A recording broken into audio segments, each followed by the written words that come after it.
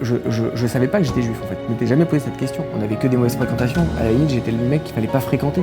Imagine bien, de tout mon passé, j'ai vécu un truc, c'était oseille. Il y avait rien qui pouvait m'arrêter. Quand j'ai 400 WhatsApp le matin à traiter, faut pas me dire que j'ai le temps d'aller chercher des trucs. J'ai un quotidien que je cherche pas, qui vient à moi. Le temps, il est précieux.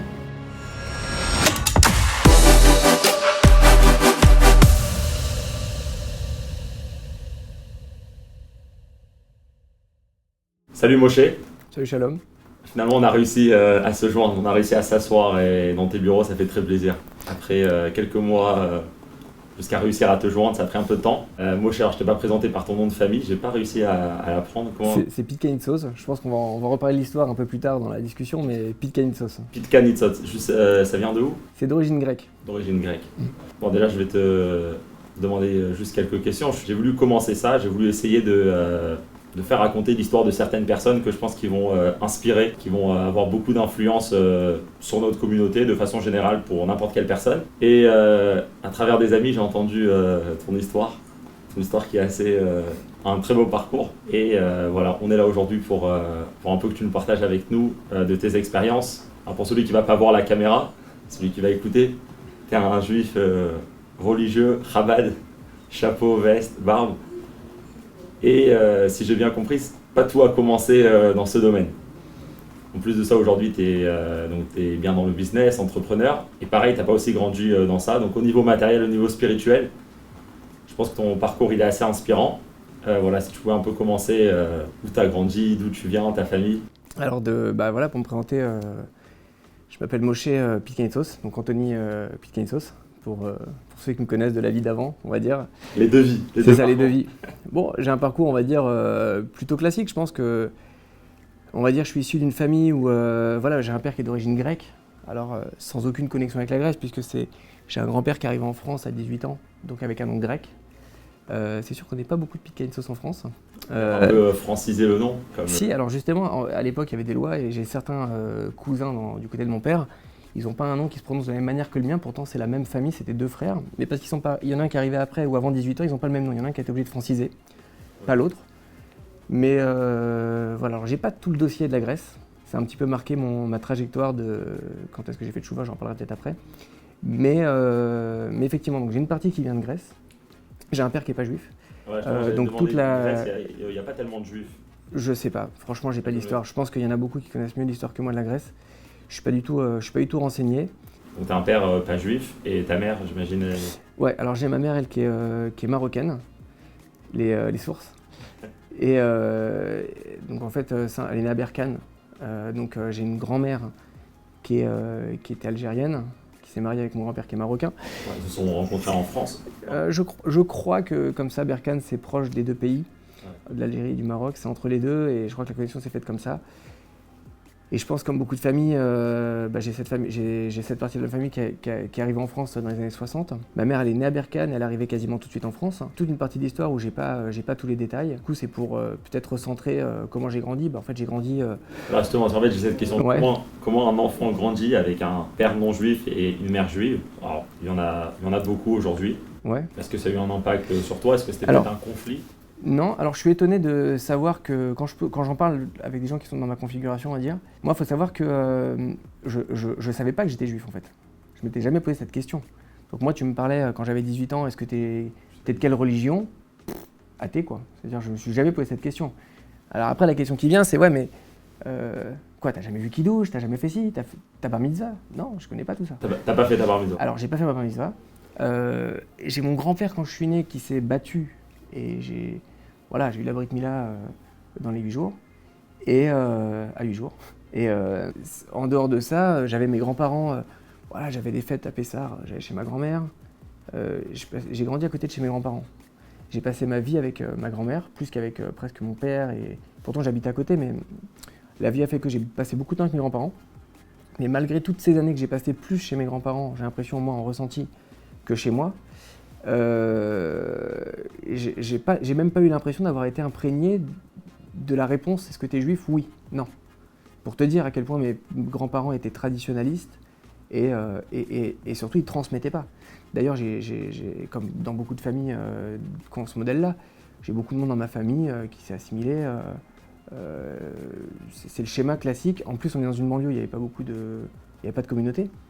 Et je me souviens pas avoir vu des juifs quand j'étais jeune, quoi. T'as jamais vu un juif, d'apparence juive, quoi? Alors j'avais la sœur de ma mère, elle, qui a fait tchouva il y a longtemps. Donc elle a élevé ses enfants, on va dire, dans Torah Mitzvot.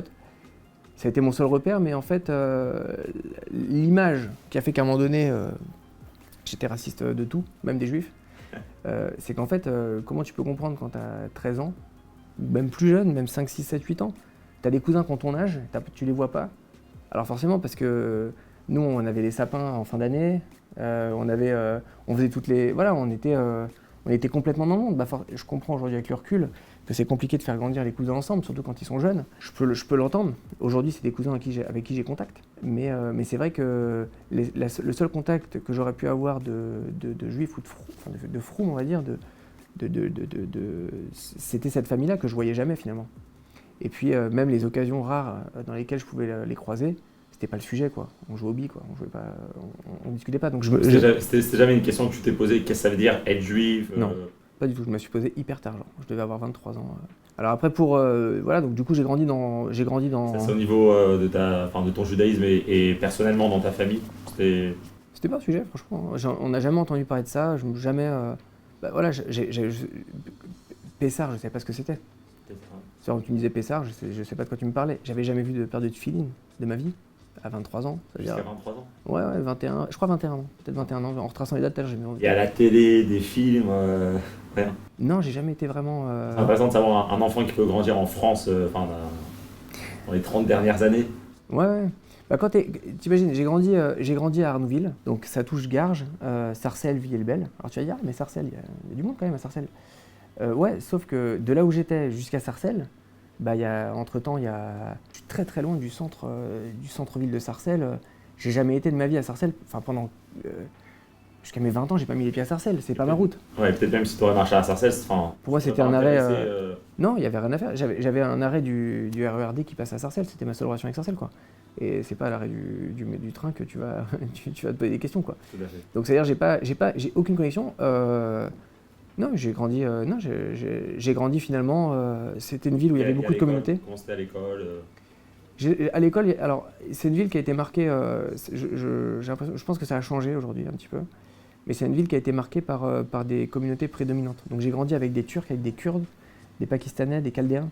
C'est vraiment les 4 communautés avec qui j'ai grandi. Il y avait quelques personnes qui étaient d'origine portugaise. Alors pourquoi j'avais des personnes d'origine polonaise, mais j'avais vraiment un endroit où il y avait beaucoup de personnes qui venaient d'immigration.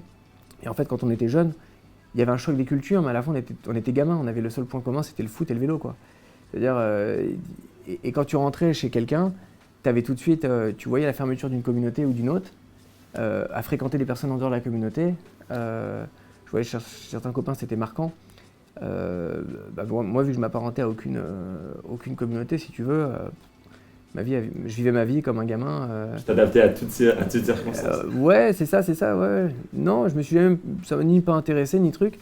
Je pense que je me suis jamais posé ces questions-là très tardivement dans la vie, quoi. Voilà. Après, j'ai mes parents qui ont divorcé. Alors, dans la maison, j'ai jamais eu aucun signe de religion, jamais. J'ai jamais ma mère, qu'on pourrait dire, elle a des origines juives. Elle m'a jamais parlé de ça, on n'en a jamais discuté. Elle m'a jamais dit on va faire Shabbat, elle m'a jamais dit on va aller faire Kippour. Kippour pour moi c'était de temps en temps je voyais ma grand-mère faire Kippour, un truc comme ça, mais même Kippour c'était pas un sujet, quoi, tu vois. Le peu que tu as eu c'était à travers ta grand-mère. Et je peux même pas dire que j'ai eu. Vraiment, je pense que j'ai 2 souvenirs dans mon enfance. C'est que le vendredi soir on était réunis. Mais c'était pas forcément chez ma grand-mère. Mais c'est pas des environnements forcément sains. J'étais tout le temps chez ma grand-mère. Mais le vendredi soir, vu qu'il y avait un environnement conflictuel. C'était pas un endroit sympa le vendredi soir. J'ai pas été attaché à Shabbat par mon vendredi soir, tu vois. Au contraire, t'avais tout le monde qui était pressé, tout le monde arrivait à 18h, tout le monde voulait manger, tout le monde voulait, à 19h, fait que tout le monde soit sorti, des trucs. Et quand mon grand-père il est parti, après c'était le balagan. Ça veut dire qu'il n'y avait plus qu'une structure, à la fin ça s'est perdu presque. C'est-à-dire, tu vas dire, est-ce que tu veux revivre ça dans ta vie? Non, pas du tout, tout l'inverse. Le peu que tu as eu, tu n'aurais pas voulu. Ah ouais, franchement, ouais. Oui. Franchement, non, le seul truc que je veux. Shabbat aujourd'hui, ça a changé pour toi. Ouais, ça a changé, c'est bon. Aujourd'hui, Aujourd'hui, On reviendra à ça. ouais, c'est ça. C'est plus le même Shabbat. L'autre côté de la vie, enfin les relations entre parents et... Alors, je pense que j'ai eu une enfance jusqu'à mes 13 ans. J'ai une relation très normale avec mes parents. J'ai un père qui travaille beaucoup, qui travaille dans la pizza. Pizza cachère. Halal. En Halal. plus, Ah ouais. ouais. Enfin, halal, ouais. Je sais que toute la viande et tout était halal, c'était conforme à ce que tout le monde attendait. Et en fait, non, j'ai une mère qui a passé du temps à, voilà, je pense qu'elle a passé beaucoup de temps avec nous à l'école. Elle nous a vraiment éduqués, tu vois. Elle nous a les devoirs, les trucs. Et à un moment donné, quand il y avait la voie de la séparation de mes parents, c'est là où je pense que tout a basculé. C'est qu'ils ont été hyper maladroits, je pense, dans la gestion de la séparation. Ils s'étaient pas mariés en fait, hein, mais le jour où ils sont séparés, moi je l'ai vécu comme une Géoula un peu. Je l'ai vécu comme une. Alors, C'est quoi les dernières années avant le divorce? je crois que je ne serais pas capable de te dire, j'étais jeune, mais en gros, moi, ils ont divorcé, j'avais 13 ans, officiel, mais je me souvenais même plus la dernière fois que mon père dormait pas dans le salon ou dormait pas, tu vois.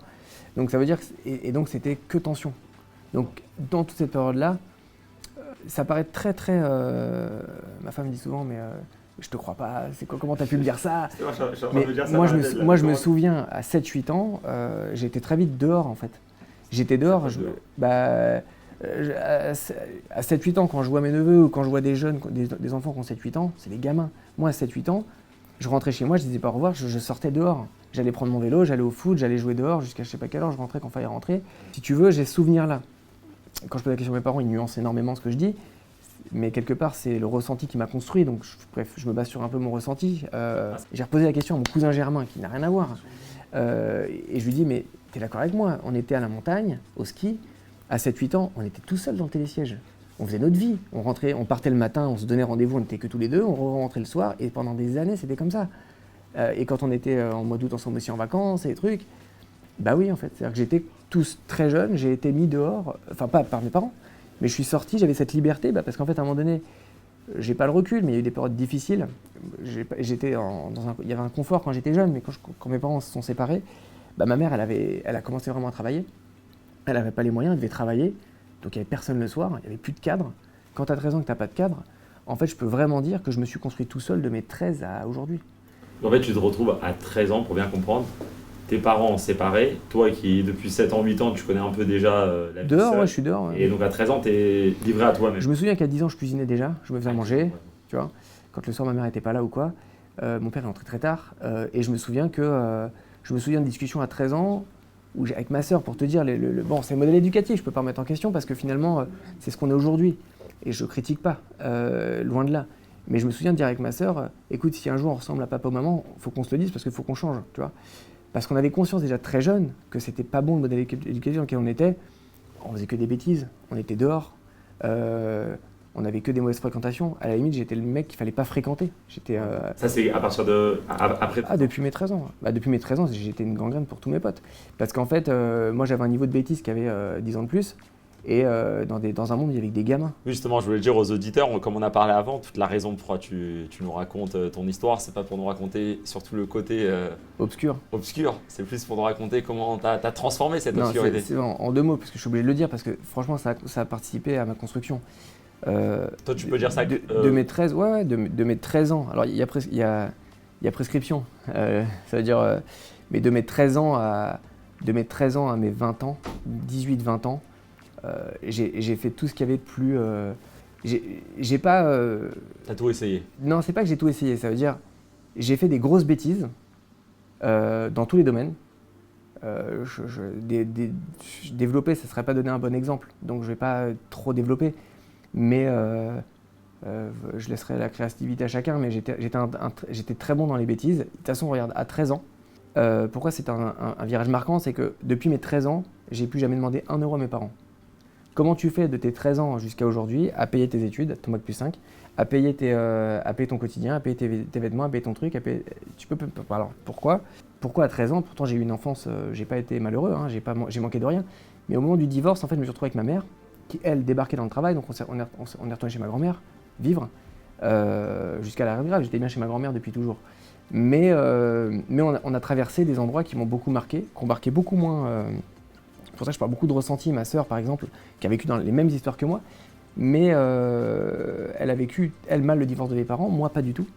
Et je me suis retrouvé moi, les trucs qui m'ont marqué, c'est que quand tu dois à 13 ans commencer à gagner ta vie, t'es pas prêt parce que t'as l'école. Et que derrière, t'es marqué par un manque d'argent.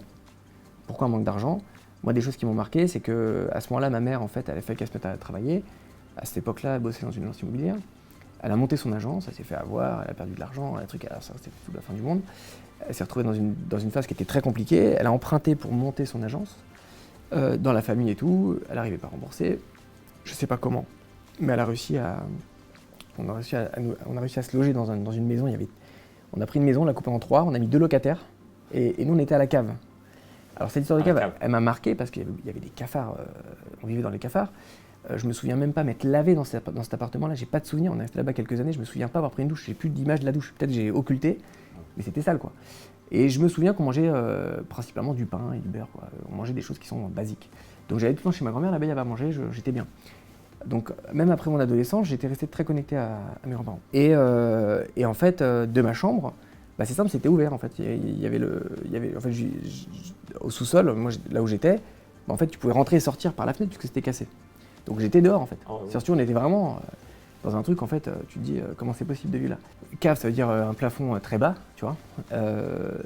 C'est un truc qui m'a marqué, tu vois. C'est un truc où je me suis dit, faut que ça, je peux pas accepter de continuer à vivre, ma vie elle va pas se construire comme ça, c'est pas possible, tu vois. Donc si tu veux, depuis très jeune, j'ai cette conscience que la vie, il n'y a que moi qui vais pouvoir la driver. Et ça m'a forcément créé un état psychologique de constante urgence de comment gagner de l'argent. Et surtout, vu que tu as goûté au problème, de comment pas retomber dans le problème. Donc depuis que je suis très jeune, je gagne ma vie. Et ça passe forcément par des choses qui sont des bêtises. Et je gagnais très bien ma vie. Hein. C'est-à-dire, je pense qu'à 14-15 ans, je gagnais mieux ma vie que mes parents, réunis. Très largement. T'as déménagé de la cave ou t'es resté dans la cave? Non, je suis resté dans la cave, j'ai coffré, j'avais en tête à l'époque, à 16 ans, je voulais acheter mon premier appartement. Je savais que j'avais des études à payer. Tu gagnais de l'argent, mais tu savais bien déjà utiliser ton argent. Je payais des gens, j'avais des gens qui bossaient pour moi à l'époque. J'avais quand même une certaine responsabilité, même si j'étais jeune. T'imagines, même dans tout, après t'as plus de repères dans rien, parce que quand tu vas à l'école et que t'as 13 ans, t'es dans cet état d'esprit-là, que tes copains, ils sont complètement dans un autre monde, ils n'ont pas ces problèmes-là dans leur vie. Moi, je voyais pas ça comme un problème, je voyais ça comme une chance. Moi, j'ai vécu ma meilleure vie, hein. À 13-14 ans, quand tu es libre, quand tu as cette liberté-là, tu fais ta vie. Tu rentres pas chez toi, il n'y a personne qui t'appelle pour te dire tu vis ta meilleure vie quelque part. Mais voilà, ça fait. Juste pour comprendre, tu es encore à l'école et en dehors des heures de cours, tu travailles. Ouais. Ah ouais, ok. Et tu vas plus à l'école pareil. Quand il y a un prof qui te dit il va te mettre une heure de colle ou parce que tu n'étais pas là, parce que tu avais un rendez-vous, tu avais un truc, tu devais aller. Je devais travailler, donc je devais aller là où je devais aller, école ou pas, parce que c'était vital. Donc quand tu es convoqué dans le bureau du directeur ou je sais pas qui, et qui vient de parler, en fait tu te parles, mais t'écoutes pas, tu te dis mais t'es qui toi pour me parler? Enfin tu vois, genre tu me parles, mais je me souviens plusieurs fois j'ai été viré de l'école, du lycée, etc. Et je me souviens, je retournais à l'école parce que j'étais sérieux, tu vois, malgré tout. C'est-à-dire malgré tout, je voulais tellement sortir de là où j'étais, tellement j'étais obstiné par ça que je savais que ça allait passer par les études, par l'école, par l'apprentissage en fait. Et donc j'étais attaché à l'école, même si j'étais nul, hein, j'avais pas le temps de travailler, j'ai galéré à passer mon bac, j'ai redoublé, voilà. Mais je me souviens arriver à l'école, mais monsieur, vous êtes viré, d'accord? Bah je vais quand même m'asseoir en classe, hein. C'est-à-dire ça vous dérange pas? Mais non, bah si, voilà, qu'est-ce qu'il y a? J'ai resté en classe, ils ont même fait. Donc en fait j'étais un peu rebelle. Maturité. Mais parce oui, que en même temps pour toi c'est important l'école, tu sais que tu dois aller à l'école, tu dois passer ton bac, tu dois faire tes études, et c'est la manière de. Ouais. Mais moi je me souviens à l'époque des réunions de famille et tout, j'ai un gars qui a été, c'est mon oncle en fait, qui a été un repère à un moment donné pour moi dans ma vie. On va dire c'est pas forcément un très bon exemple, puisque avec lui il y a eu certaines dérives que j'ai consolidées chez moi, tu vois. Mais s'il avait pas été là, je pense que j'aurais très mal tourné, parce que valait mieux que je sois cadré. C'est un peu, tu sais, les gens qui disent je préfère que tu fasses ton premier L'Echaim avec moi, plutôt que tu le fasses avec quelqu'un que je connais pas. C'est un peu ça, sauf dans des bêtises. Donc j'étais cadré dans les bêtises, mais heureusement. Et je me souviens qu'il disait une fois en réunion de famille, je sais pas comment Anthony va finir, parce que j'étais déjà j'ai fini à la brigade du grand banditisme, tu vois. À l'âge que j'ai, tu vois, c'est spécial. Et surtout que je suis incontrôlable. C'est-à-dire que tu peux m'enfermer, je vais ressortir et de toute façon, il n'y a rien qui va changer.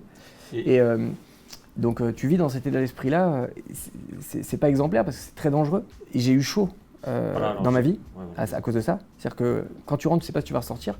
Il y a des problèmes qui me sont retombés dessus, j'étais majeur.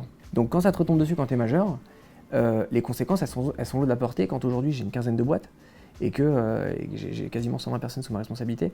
Je ne peux pas me permettre. L'erreur du passé aurait pu me coûter cher toute ma vie. Et c'est ce qui s'est passé d'ailleurs chez mon oncle. C'est qu'en fait, il a eu des problèmes quand il était jeune qui lui ont coûté sa vie d'entrepreneur, puisqu'il ne pouvait pas être entrepreneur en France à cause des problèmes qu'il avait eus. Il y a tout un contexte. Et donc, toute cette vie-là, si tu veux... C'est juste une question, parce que j'imagine une personne qui te connaît alors dans tes 17 ans, 18 ans, il voit plus un Anthony méchant, dangereux, ou un Anthony gentil qui essaye de survivre mais qui n'a pas les bonnes directions. Alors, j'étais un bagarreur. C'est-à-dire que je me souviens aller dans le RER avec les AirPods, enfin avec l'équivalent à l'époque, je ne sais plus ce que j'avais. Et en fait, on savait qu'on se faisait embrouiller direct. Et avec un pote, qui est un associé aujourd'hui d'ailleurs, on a tous les deux beaucoup changé. Hein. Mais c'était à celui qui allait fracasser le plus de personnes. Bon, on faisait de la boxe, on aimait se battre, hein, on faisait de la boxe. Quand tu boxes, je fais du sport tous les jours, j'ai toujours fait beaucoup de sport. Donc on avait ce côté bagarreur, mais j'ai toujours été un vrai gentil. Moi, j'ai toujours été un vrai gentil. Un vrai gentil, un peu naïf, j'ai toujours été... c'est paradoxal. Mais de l'autre côté, il faut comprendre que j'ai fait des bêtises parce que j'ai pas eu le choix. Moi, aujourd'hui, je vois des gens qui font des bêtises, ils ont le choix. Moi, j'avais pas le choix. C'est-à-dire, comment tu veux faire autrement quand tu as 13 ou 14 ans? T'es obligé. Tes seules solutions, tu penses que quelqu'un... Parce que j'imagine dans la situation dans laquelle tu t'es trouvé à 13 ans, il y en a peut-être beaucoup qui sont aujourd'hui dans cette situation. J'en ai rencontré. Alors voilà, j'en ai rencontré plein. Toi aujourd'hui, tu as des solutions pour ces jeunes? Parce que bon, ton parcours, toi, on va dire, tu as bien fini, même si déjà le chemin n'était pas très bien. Mais bon, finalement... Franchement, il faut un mâche-pied.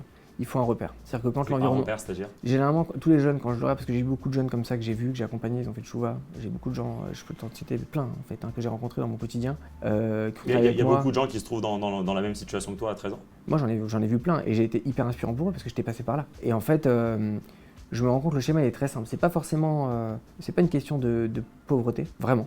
Dans ce que j'ai pu constater, hein, j'ai pas 3 exemples dans la main. Hein. C'est pas un exemple de pauvreté, c'est un exemple parce que moi, on peut dire que j'étais pauvre en fait. On peut juste dire que quand j'étais rattaché à ma mère, il n'y avait pas d'argent et je l'ai mal vécu. Mais on ne peut pas dire que ma mère aujourd'hui elle est pauvre. C'est juste qu'il y a une phase qui m'a fortement marqué et c'est peut-être une fenêtre de 1 an et demi dans ma vie. Mais ça m'a mis une empreinte toute ma vie. C'est pas une question d'argent, c'est une question de famille. C'est qu'en fait les parents, l'environnement familial, il y a un mode éducatif qui est donné, sans conscience de l'éducation, ça a marqué des enfants. J'ai un exemple comme ça d'un jeune, famille avec énormément d'argent. C'est pas un problème d'argent. Un enfant ravagé, ravagé, rebelle, les mêmes histoires que moi. Bon, moi c'était pire, mais c'est-à-dire dans la même ambiance. Venant de l'environnement dans lequel il vient, c'est plus choquant que le mien. Moi, tu vas me dire, t'étais en banlieue, voilà, lui c'est complètement différent. Mais en fait, c'est très simple. Réunion de famille, pendant des années, il m'a raconté le petit en pleurs et tout. Il me dit j'arrive là-bas, moi je suis pas bon à l'école, tous mes cousins ils sont numéro 1, tous mes frères et sœurs ils sont numéro 1. Et toi, t'es le caliméro. C'est genre, t'es nul, mais pourquoi t'es nul devant tout le monde? Pendant des années. Donc le petit, il est nul dans sa tête. Pas de confiance en soi. Pas de confiance. Donc le seul moyen dans le monde, quand t'as pas confiance en toi, c'est de t'exprimer avec ce que tu sais faire. Donc tu t'exprimes dans des bêtises. Là où il y a personne qui va te dire t'es bon, t'es pas bon, il va s'exprimer dans des domaines de la vie qui sont pas les bons. Là, par exemple, pourquoi c'est important d'avoir quelqu'un d'extérieur? La famille, elle peut pas agir. Il faut un mâche-pied. Il faut quelqu'un de l'extérieur qui a vécu la chose ou qui est capable de transmettre la chose et d'adapter la chose. Et c'est pas à cet âge-là que tu vas avoir un psychologue, hein. Tu sais pas ce que c'est hors de question, ça te braque en fait. Donc franchement, il faut un mâche-pied, il faut quelqu'un qui est derrière. C'est un peu le rôle que j'ai eu à ce moment-là pour ce petit jeune-là. En fait, juste pour comprendre, le problème, toi tu penses déjà chez un jeune, il va déjà commencer à l'intérieur de la famille, parce que la famille ne le soutient pas. Si un jeune il va grandir avec des parents solides, une famille solide. Ouais.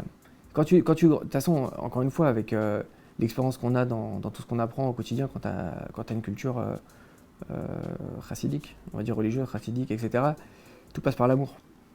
À partir du moment où cet amour il est voilé par de la gboura, il est voilé, c'est une génération, tu peux pas la driver comme ça. Tu peux pas driver des jeunes par la pression, par les trucs. Tu vas dire à un enfant fais tes devoirs en criant tous les soirs, il finira par plus les faire, t'es certain. Ou un jour il va éclater. Un jour ça va mal se passer. C'est très rare que ça se passe bien. Bah, imagine tu peux très facilement imaginer que y a beaucoup de postures que les parents ont dans l'éducation de leurs enfants, par manque de connaissances, qui font qu'en fait il y a des dérives qui se créent. Et d'ailleurs, je vais dire quelque chose aujourd'hui avec l'expérience. Je suis passé par des thérapies, etc., qui m'ont énormément fait grandir. Aujourd'hui, je suis convaincu d'un truc, il n'y a personne qui n'est pas sous l'empreinte d'erreurs des parents. Et quand on se marie, qu'on rentre dans la vie du quotidien, on doit corriger les erreurs de notre passé. Et c'est quoi? C'est l'empreinte des parents. C'est pas qu'ils ont mal fait, ils ont fait le maximum avec les moyens qu'ils avaient. Mais en fait, aujourd'hui, on a la chance d'avoir accès à beaucoup d'informations, à beaucoup de connaissances. Et je pense qu'en fait, mes parents, quand je parle à mon père de l'éducation, il ne s'est jamais posé la question de comment éduquer des enfants. C'est notre question quotidienne aujourd'hui à nous, quand on est dans la vie dans laquelle on est. Et donc, c'est 2 heures par jour. Une demi-heure, le Rabbi Une Rachel. demi-heure, c'est ça. Au moins une demi-heure par jour. J'ai entendu cette semaine 2 heures, je ne sais plus qui m'a dit ça. 2 heures. J'ai dit ça, mais c'est une demi-heure, je crois que c'est une demi-heure. Marc Méry, il faut un peu plus. Mais non, mais c'est l'histoire d'une vie en fait, l'éducation. Donc forcément que tu as les habitudes des parents qui ont des conséquences. Je pense que c'est ce que j'ai vécu, c'est ce que les jeunes ils ont vécu, et c'est pas une question d'argent. Alors, justement, j'aimerais revenir sur ça plus tard, mais juste en fait, toi, une fois que tu as fait ta teshuva, tu as dit mon passé, je ne vais pas l'oublier. Je vais me rappeler de ce que j'ai fait et justement, je vais aller aider les gens qui se trouvent dans la même situation pour les aider pour pas qu'ils font les mêmes choses que j'ai fait. C'est ça? En fait, c'est ça, oui, ça s'est exprimé comme ça dans le courant de ma vie, tu vois. J'ai pas cherché ça, c'est venu à moi. C'est venu tout seul. Parce qu'en fait, forcément, tu vois un jeune qui est en train de partir en cacahuète, tu vois ses yeux, tu vois qu'il a bédave la veille, tu vois l'esprit, tu sais parce que tu vois le truc. Maintenant que tu sais ce qui se passe, il peut avoir une phase où il s'amuse dans sa vie. Est-ce que c'est grave? Bon. Il y en a qui s'en sortent bien. Mais tu vois très simplement, tu arrives à lire entre les lignes et tu vois tout de suite si le jeune ou la personne en question, s'il y a un mal derrière qui est profond et la direction que ça peut prendre. Et en fait, là, tu es capable d'intervenir. Et je dissocie ça de la personne consciente qui va voler les gens dans le travail ou qui va faire des bêtises. Ouais. Je dissocie. Là, je parle du jeune, un peu manque de construction. Toi, en fait, tu t'arrêtes pas quand tu aides ces personnes-là, tu t'arrêtes pas à la bêtise elle-même, à la consommation ou les comportements qu'ils ont, je sais pas. Et tu dis forcément il y a un mal-être intérieur, t'as dit? Vraiment. Et c'est ça qu'il faut arranger en fait, parce que parce que la bêtise c'est qu'un résultat. Moi je vais te dire, j'ai une réalité plus profonde. C'est ça. Mais moi je vais te dire, je suis capable de te le dire aujourd'hui. De mes yeux à moi, je n'ai jamais eu de mal-être. Hein. Pourtant, tu prends le recul. Quand mon oncle il fait, quand je te dis quand on va à la réunion de famille, Anthony comment il va finir, j'imagine que de l'extérieur on voyait un mal-être. Mais tu peux jamais être le juge de toi-même. Tu peux toujours comprendre ce qui t'est arrivé intellectuellement, mais tu peux jamais vraiment intégrer ton malheur et ta difficulté et ton mal-être. Parce qu'en fait, tu le comprends pas. Quand tu es dedans en train de faire des bêtises, moi je suis en train de vivre ma meilleure vie, je suis en soirée, je suis en train de m'amuser. Je suis pas malheureux, tu vois. Et c'est là le rôle du mashpia de venir et de montrer. Ouais, c'est ça. D'avoir un regard un peu objectif sur la personne pour lui montrer la bonne voie. Quand tu ramènes les Hémet dans la vie de quelqu'un, et ça on en a parlé avant la réunion, que ce soit dans le rôle ou que ce soit dans un environnement plutôt religieux, forcément que la Torah va t'amener des repères qui sont émettent. Mais il y a des choses logiques dans la psychologie rôle qui existent, qui sont des vrais repères pour construire ou pour reconstruire les gens. C'est une science qui a une valeur, hein. On ne peut pas l'annuler. Et quand tu connectes ça à l'homme, tu comprends qu'en fait c'est l'histoire de l'humanité que d'avoir des problèmes à régler pour évoluer dans sa vie. Donc oui, c'est forcément, soit tu as des problèmes internes et ça fait que tu vas être un grincheux le soir à la maison et toute ta vie tu vas être un grincheux et tu vas être amshon toute ta life. Alors c'est grave, c'est pas grave, non, tu peux vivre comme ça toute ta vie, il y en a, ils vivent et ils meurent amshon. Il y en a, et c'est pas grave. Est-ce que la conséquence, elle est grave? Alors ouais, il a eu 2-3 problèmes de shalom bayit dans sa vie, sa femme, elle s'habitue au bout de 60 ans. Mais déjà qu'on est dans une génération où les équilibres sont plus fragiles, donc c'est des choses qu'on peut moins se permettre que nos parents. Mais même ce côté mshon, il hérite ça de son passé. C'est peut-être pas vu comme un problème dans sa génération, mais c'est un problème qui est corrigeable. Tu vois, la vie, c'est que ça. Donc si tu veux, peu importe la grandeur du problème, on a tous des problèmes à régler avec nous-mêmes. Ça, tu le comprends quand tu as 15 ans de plus, mais quand tu es... Même à ce moment-là, tu as besoin d'un mashpia quand tu arrives à 15 ans de plus. Aujourd'hui, dans ta vie... Tu es obligé. Si tu n'as pas le mashpia dans l'Algérien, mais le mashpia, de toute façon, c'est un sujet, tu peux mourir pendant 3 heures. C'est les haras, voilà, c'est ça. Et mon mashpia va me dire tu m'appelles pas assez, tu m'appelles pas assez. Mais concrètement, j'ai cette discussion souvent, que je l'ai pas souvent au téléphone, etc. Non, le mashpia, c'est tout. Le mashpia, c'est tout. Nous, on est sur nous, on vit nous. À partir du moment où tu te connectes avec l'extérieur, tu ne peux pas agir dans le bon chemin, avec précision, si tu n'as pas quelqu'un qui t'amène un recul. Ce recul, que ce soit dans ta vie, dans tes enfants, dans ton éducation, dans ta croissance personnelle, dans ton judaïsme, dans le matériel, dans la vie, c'est que, Baruch Hashem, des problèmes. Je dis Baruch Hashem parce qu'en fait, les problèmes, c'est qu'une évolution, c'est qu'une opportunité de grandir. Mais tu grandis mieux quand tu as un mashpia, quand tu es face à la problématique. Et il n'y a personne qui est épargné. Le jeune qui a 14 ans, il a ses problèmes. C'est pas les mêmes que quand il aura 15 ans de plus. Quoique, s'il n'a pas résolu les problèmes à 14 ans, il a les mêmes à 15 ans, c'est juste qu'ils ont une autre forme, mais c'est la même source le problème. La même source. Tu vois. Donc c'est pour ça, on s'est beaucoup attardé sur sans la petite psychologie, Mais concrètement, voilà, j'ai vécu comme ça. Donc Donc ça, c'était. Alors, juste pour revenir un peu à ce que tu racontais, ça c'était ta jeunesse. là, j'avais 13 ans. Tu avais 13 ans et. 13, 17, 18 ans. Et tu as passé toute cette jeunesse un peu dans le même contexte. Ouais, je savais que jusqu'à la majorité. Majorité, je savais que là, si je me faisais serrer, c'était les pinces directes. Okay. Donc, forcément, tu es obligé de travailler plus intelligemment. Tu es obligé de faire les choses avec un peu plus de finesse. Tu peux moins te permettre d'aller au poste. Donc, ouais, j'ai investi sur l'avenir, j'ai investi sur ma connaissance. Et tu passes ton bac à 18 ans, 19 ans? Ouais, j'ai redoublé, mais globalement, ouais, je l'ai passé. J'étais jeune par rapport à ma classe. C'est quand où tu as le déclic d'arrêter tout ce monde-là? Mais tout de suite, mais en fait, dès 15-16 ans, dès 14-16 ans, en fait, je savais que c'était un truc qu'il fallait que j'arrête. Ah, ok. C'est-à-dire, depuis le début, je sais qu'il faut que j'arrête. Je ne l'ai pas souhaité. C'est vraiment la vie qui s'est construite comme ça autour de moi. Je ne l'ai pas voulu. Et à quel âge tu arrêtes tout ça et tu commences. J'ai des histoires qui ont vraiment dérapé, vraiment, et qui peuvent faire basculer une vie.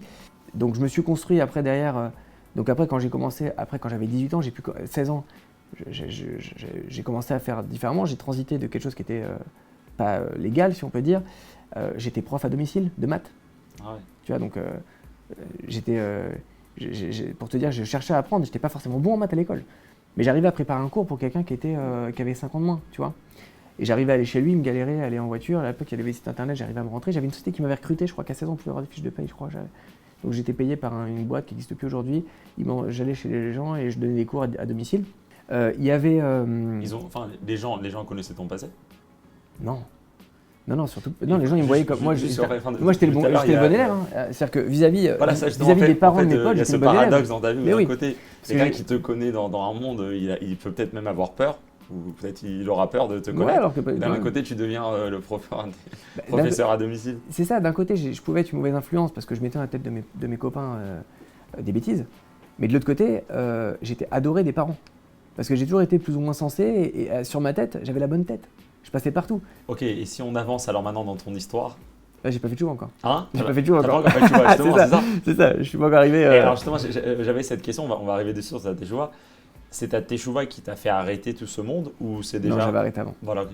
En fait, il faut savoir, bizarrement, j'avais quand même des phases de moi-même où je jouais déjà, même à 15-16 ans. Hein. C'était pas du tout, quand t'es dans le rôle 100%, c'est pas le sujet.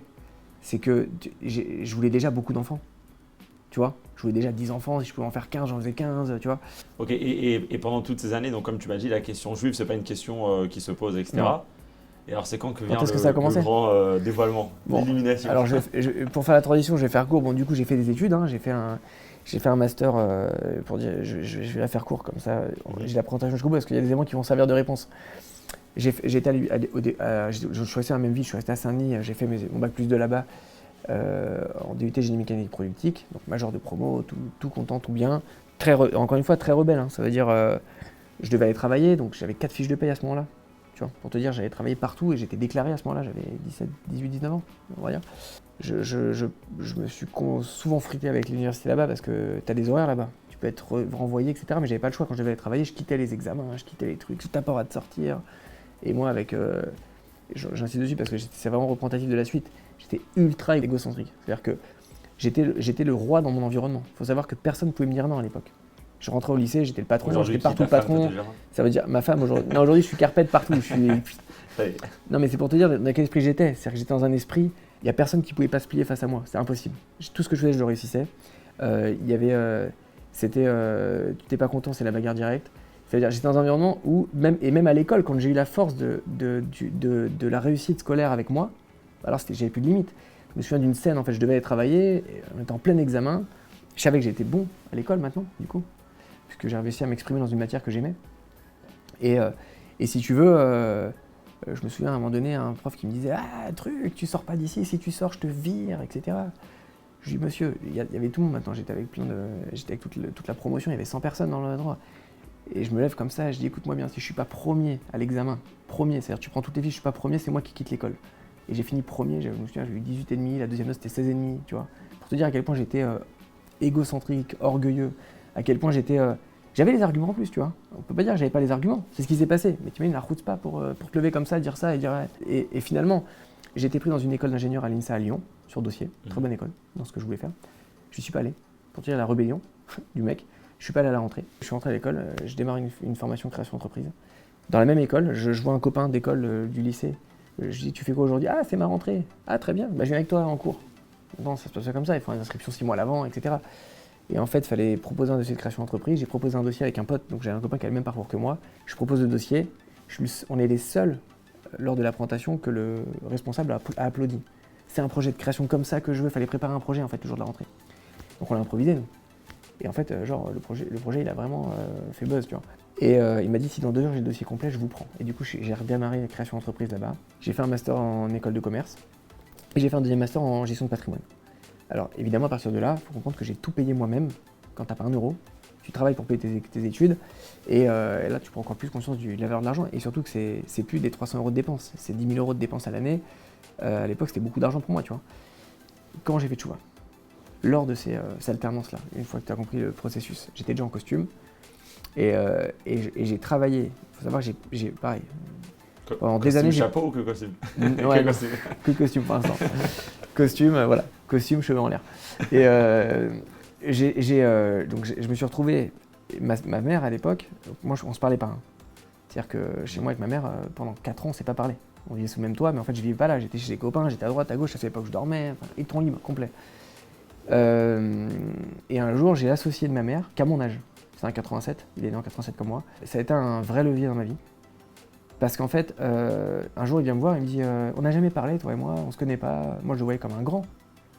Il est déjà patron d'une agence immobilière à l'époque, tu vois. Donc, il s'associe avec ma mère, c'était une très bonne relation et tout, elle est sortie de ses problèmes. Maintenant, je connais plus ma mère, puisque je vis avec elle, mais je la connais pas, tu vois, on se connaît pas. Et c'est pas ce que je fais. Tu demandes à mes parents, aujourd'hui, ils savent même pas où j'étais à l'école, pour te donner un peu l'ambiance. Même aujourd'hui. Hein. Il me dit j'aimerais bien que tu travailles avec nous. Je dis moi, travailler avec ma mère? Je crois que t'as pas compris, je crois que t'as pas compris du contexte. 1 fois, 2 fois, 3 fois, pendant 6 mois, il m'a pas lâché. C'est un commercial, il m'a vraiment pas lâché. Il m'a dit écoute, tu viens travailler avec nous, tu t'engages pas. C'est-à-dire, tu parles qu'avec moi, tu parles pas avec ta mère, tu calcules pas. Et tu démarres. C'est bizarre, mais je dis ok. Je venais d'aller me battre avec l'ancien gérant de là où je bossais en alternance, bon, t'as compris les ambiances, ok. Et donc du coup, j'ai démarré l'immobilier avec lui. Et lui, en fait, il est d'origine chaldéenne. Pour les Sarcellois et pour cette ambiance-là, ils sont très connus là-bas, parce qu'il y a une grande communauté chaldéenne dans ces coins-là. Et là-bas, c'est une communauté qui est très connue et que j'aime beaucoup. Du coup, parce qu'en fait, j'ai grandi avec des gens de cette communauté-là. Et il m'a dit, et lui, son meilleur pote, il était juif. Mmh. Et il m'a dit, ah, je suis content et tout, je travaille qu'avec des juifs maintenant. De quoi tu me parles, le juif? Il m'a dit, ta mère, c'est Cohen. De quoi tu me parles, Cohen? J'ai dit alors, moi je suis pas juif, de quoi tu me parles? Tu lis ces mots pour toi? Ah ouais, de quoi tu me parles? Mais j'ai eu une histoire au lycée parce que j'ai harcelé un juif, parce qu'il était juif, pour te dire. Ouais. Ah non, c'est grave, tu vois. Je me souviens, on avait été convoqués et tout. Alors j'étais moi-même juif, mais je faisais pas cette connexion. Et j'étais raciste avant, de tout. Aujourd'hui, c'est tout l'inverse. J'aime tout le monde. C'est-à-dire qu'il n'y a pas de débat et sans. Voilà. Mais du coup, j'arrive et il me dit mais comment t'as jamais été à Sarcelles? Je dis bah non, lui il était de Sarcelles. Il me dit ah mais les juifs et les juifs. Il me parlait des juifs comme si c'était de quoi tu me parles tu vois, pour moi j'étais pas dans ces sujets-là. Et il me dit t'as jamais été dans un restaurant cachère? Je lui dis bah non. Et ben il dit tiens ce midi on va aller dans un restaurant cachère. Et je me retrouve dans un restaurant cachère à Sarcelles. Et là j'ai pété un câble. Je vois un mec arriver avec une grande barbe, avec un chapeau. Ouah, dans ma tête je dis ouah, dans quoi il m'emmène le mec et tout, il est fou et tout, de quoi? J'avais honte. Honte d'être là. Ah ouais. J'avais honte d'être là. Genre, il m'a mis la honte, le mec. C'est genre, juste pour comprendre, tu penses quoi dans ta tête à ce moment?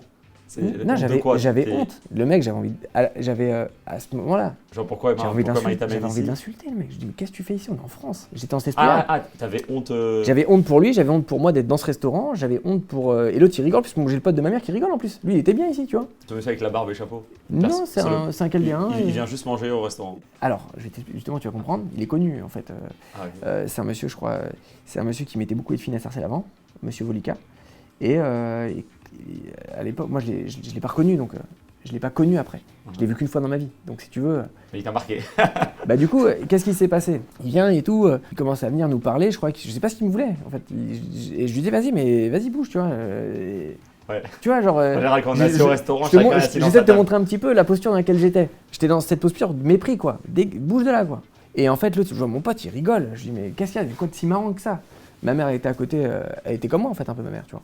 Elle était pas à l'aise, tu vois. Et par la situation. Et en fait, c'est vrai que c'était gênant quoi. Mais je sais pas, c'est comme si tu te retrouves dans un groupe de personnes que t'as pas du tout envie d'être identifié et tu te retrouves dans ce groupe-là, tu vois. Ouais, je Et pense, surtout tu vois dans ou un pas restaurant. T'es assis, Dans tu un peux être restaurant en tranquille, plus, tu vois, c'est ça. Et en fait, je comprends une conversation entre lui qui avait l'air d'être très habitué alors qu'il n'est pas juif. Ouais, non, mais moi je suis pas juif, mais avec la tête qu'il a, il y avait une vraie tête de juif, et moi pas trop en plus.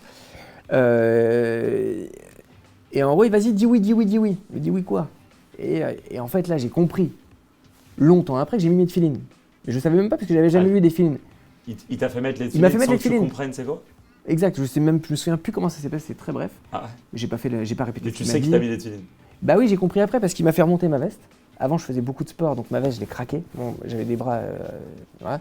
J'ai craqué ma chemise, donc je me souviens que je l'ai craquée. Donc j'ai compris qu'il m'a mis un truc sur le bras. Je me souviens plus de la tête. Mais toi, t'es pas conscient de ce qui se passe. On va dire, ça a été ma première connexion avec le bon Dieu. Tu vois ce que je veux dire? Ça s'est Tu passé là. dépasses le raisonnement et la conscience. Ah non, mais vraiment, que je me retrouve 3 minutes après avec ma posture dans ces situations-là, tu te dis, c'est un truc de ouf. Et l'autre qui se tape des barres, en plus, qui rigole, qui a pris des photos, tu vois, c'est spécial. Je devais avoir 21 ans. 21, 22 ans, tu vois. À ce moment-là, j'avais perdu mon grand-père 10 ans plus tôt, marocain, et j'ai pas toute l'histoire de son passé. Et j'avais à ce moment-là mon autre grand-père qui perdait un peu la tête. Et donc, le fait qu'il m'ait mis les tefilines, quelque part, ça m'a rattaché avec, pas mon judaïsme, c'est ce que je crois, en fait, mais avec mon passé. Et je me suis dit, comment c'est possible qu'aujourd'hui, je m'appelle Pete Kensos, que j'ai une mère que c'est Cohen, que tout ça, et je comprends rien à mon passé. Et quand je réfléchis, je dis, mon grand-père, il arrive en France, en 61. Ils ont dormi à 8 dans un 15 mètres carrés, pendant des années à la Goutte d'Or. Et aujourd'hui, mon grand-père, il a réussi sa vie, tu vois, plus ou moins. Il a été responsable chez Citroën, etc. Comment, en l'espace de si peu de temps, il a une vie aussi folle? Aujourd'hui, moi, je ne me vois pas partir de la France. Je ne me vois pas arriver d'un pays du Maghreb en France et construire la vie que j'ai. C'est un truc de ouf, en fait. J'ai mon grand-père, mais en fait, j'ai réfléchi, mais je me dis, mais deux grands-pères, en fait. J'ai mon autre grand-père qui était très vieux. Il a vécu la Seconde Guerre mondiale, tu vois, en conscience. Je me dis, mais je ne lui ai jamais posé de questions. Il a vécu en France, en plus, tu vois. Donc tu dis, c'est plus une question sur ton passé. Voilà, et je Pas me suis dit, forcément sur ton judaïsme, mais voilà. sur ton passé, qui tu es. Je me suis dit, là, je vais passer un moment où je vais comprendre ma vie. Je vais comprendre d'où je viens, les sources, les comment, les pourquoi. Bon, j'ai découvert les trucs. Tu penses que c'est les tefilines qui t'ont... C'était le Itaruta d'Idela, c'était le réveil du haut, comme on dit? Non, j'étais déjà dans cette ambiance. Quand les filles elles sont arrivées, j'étais déjà dans cette ambiance. Parce que j'ai pris conscience que j'ai mon grand-père qui est en train de perdre la tête, je vais perdre le passé. J'ai découvert le truc, j'ai découvert qu'il avait une sœur depuis 40 ans, il l'avait pas vue, elle habitait à 10 km. Bon, des trucs de famille, quoi, que tu comprends pas vraiment encore aujourd'hui. Bon, à part l'environnement familial, je me retrouve dans un truc où je rappelle mon cousin. Donc les cousins religieux que j'ai pas trop envie avec eux. On revient là. Je dis, hey Yoni, comment ça va? Et j'ai un mec et tout, il m'a fait un truc sur le bras, c'est quoi? Et moi, il savait que j'étais en train de monter mon entreprise, c'est-à-dire que j'étais encore avec eux en train de travailler, mais j'étais déjà en train de monter ma première boîte, j'avais déjà acheté des biens immobiliers, j'étais déjà dans l'entrepreneuriat, si on peut dire. Et il m'a dit un truc, il m'a dit, parce que j'étais que porté sur l'oseille à l'époque, hein. T'imagines bien, de tout mon passé, j'avais qu'un truc, c'était oseille. Il n'y avait rien qui pouvait m'arrêter. Donc je leur disais, il m'a dit, alors viens, je vais t'acheter, c'est des tefilines. Donc j'ai compris après, 3-4 mois après, c'est des tefilines. Et 3-4 mois, c'est long en fait quand t'attends la réponse. Et il m'emmène chez un monsieur, alors un autre barbu. Oh, je dis, à Orincy, je sais pas où. Je dis, quoi, c'est un autre barbu encore. Truc. Ah, juste pour comprendre, t'es d'accord d'acheter des tefilines, même que tu... Parce qu'il m'a dit un truc qui m'a marqué. Ah. Il m'a dit, quand tu signes un contrat, tu mets les tefilines, t'es sûr de réussir. Ça te portera bonheur. Alors ok, si c'est une chance de plus. Et là, j'arrive là-bas, il me dit, il y a des modèles, il y a des prix et tout. Alors je dis, ça y commence à m'endormir, ça m'a saoulé. Tout ce que je détestais de ces mecs-là, c'était ça. Je te reprends dans les mots que j'avais à l'époque. Aujourd'hui, je le redis différemment. Et il me dit, il y a un prix à 600, il y a un prix à 800. Et je dis, non mais moi je suis pas d'accord d'acheter, c'est pas le marchandage. C'est quoi, comment ça peut pas être universel, tu vois? Comment il y a mieux? Et donc, je lui dis, bah donne-moi le plus cher. Voilà, donne-moi le plus cher, comme ça il y aura plus de chance, il faut le plus cher. Ah, plus de chance pour ça, voilà. pour ton contrat. c'est ça. Ok, après il essaie de me revendre autre chose. Je dis, non, c'est bon, arrête de me vendre des trucs et tout. Déjà, vas-y, c'est bon, truc. Déjà, je me sens arnaqué. Alors, vas-y, je sors. Et il me dit, mais comment t'as dit non? Bah, je dis, je sais pas. C'était un talit en fait. Je te le dis comme ça parce que je l'ai vécu comme ça. On était dans la voiture. Mais il me dit, tu mets un talit avec des tefilines. Ah, donc on retourne prendre le talit. Donc j'ai fait demi-tour, on est parti prendre le talit. Il fallait m'expliquer, tu vois. Et ça monte. Et tu vois, j'étais pas fermé non plus. Parce que, tu vois, tu m'expliques, je comprends. Donc on est reparti chercher le talit. Et là, il y avait qu'un modèle. Il n'y avait pas la discussion. Et donc, chaque fois que j'avais un contrat, je mettais des tefilines. Attends, ouais. Du coup, Pour toi, les téfilines, c'était il Quand il y a un faut les contrat. mettre avant le contrat. Avant le contrat. Dès qu'il y avait un moment important, contrat. Et Les gars, en vendant téfilines. c'est ça. Et ça a duré comme ça pendant 1 an. Donc j'ai dû mettre mes filines 10 fois, quoi, tu vois.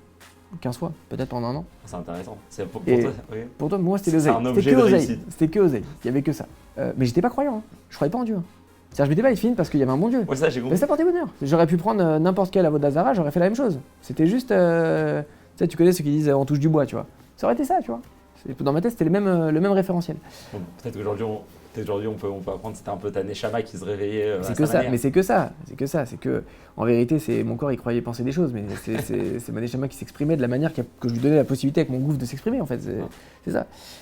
Et donc, et en fait, de fil en aiguille, en comprenant le passé, je commence à me renseigner un petit peu sur ce que c'est que le judaïsme, parce que du coup, je me rends compte que je suis juif à ce moment-là. Alors, juif, ça veut pas dire que je vais endosser la responsabilité, que je vais croire en Dieu, hein, mais je me rends compte que j'ai des origines juives et que ça vient de la mer. C'est une identité. T'appartiens à un Voilà. peuple. On va dire.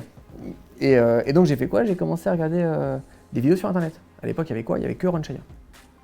Donc j'ai ouvert Ron-Shaya et j'ai commencé à apprendre. C'est quoi? La Seconde Guerre mondiale. Imagine, j'avais vécu les cours à l'école de Seconde Guerre mondiale comme si je ne connais pas, j'écoute même pas, ça m'intéressait pas, je me sentais pas concerné. Et ma femme, ça la rend folle, je lui dis quoi, tu connais pas ton histoire et tout. Aujourd'hui, j'ai rattrapé le truc, tu vois, mais je suis pas passé par là à l'école, je m'en fichais.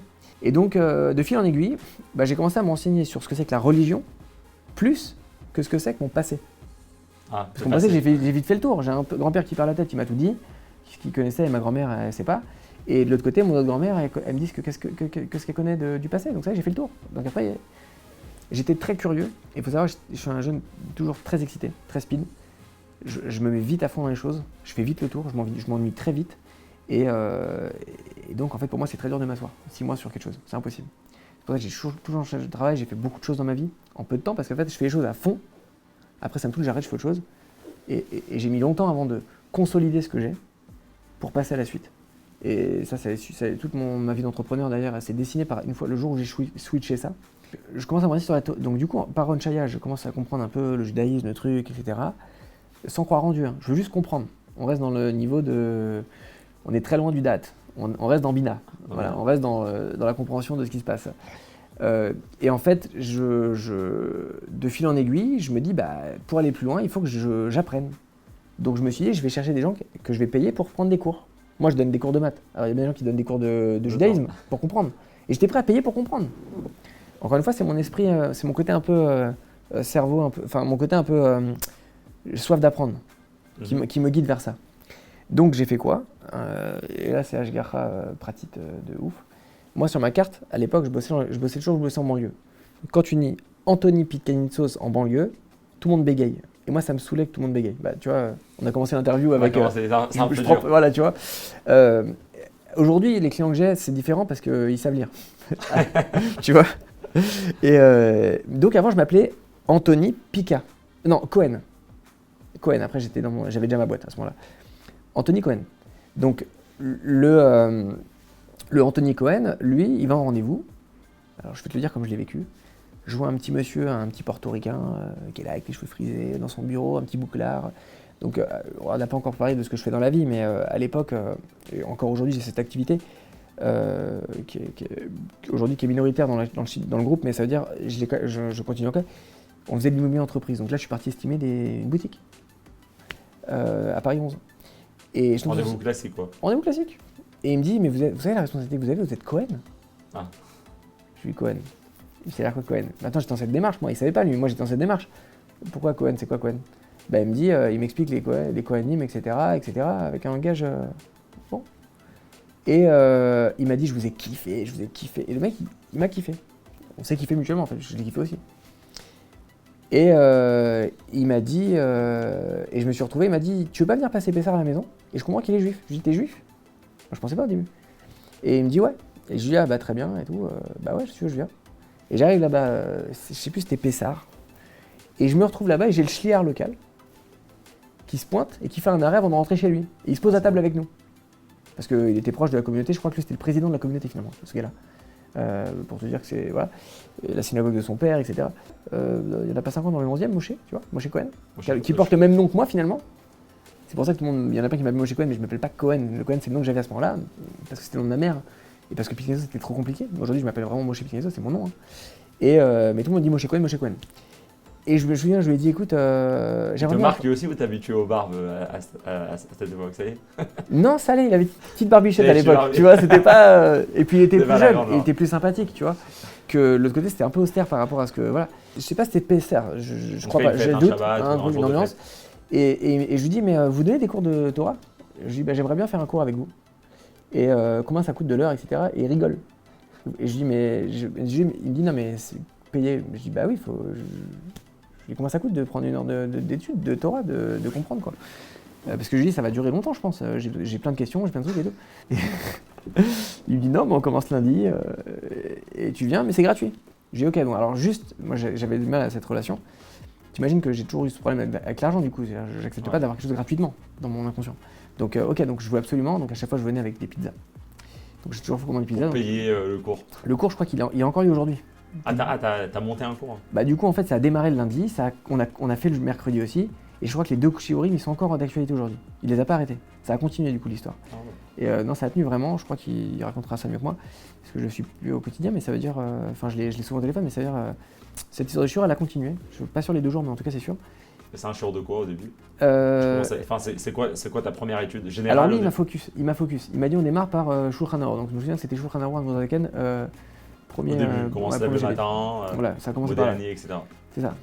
Ah, moi, ça me saoulait parce que c'était pas les questions que j'avais. Mais bon, fallait que je me canalise. Fallait que je me canalise aussi, tu vois. Il fallait passer par là pour comprendre la suite. Et Tania.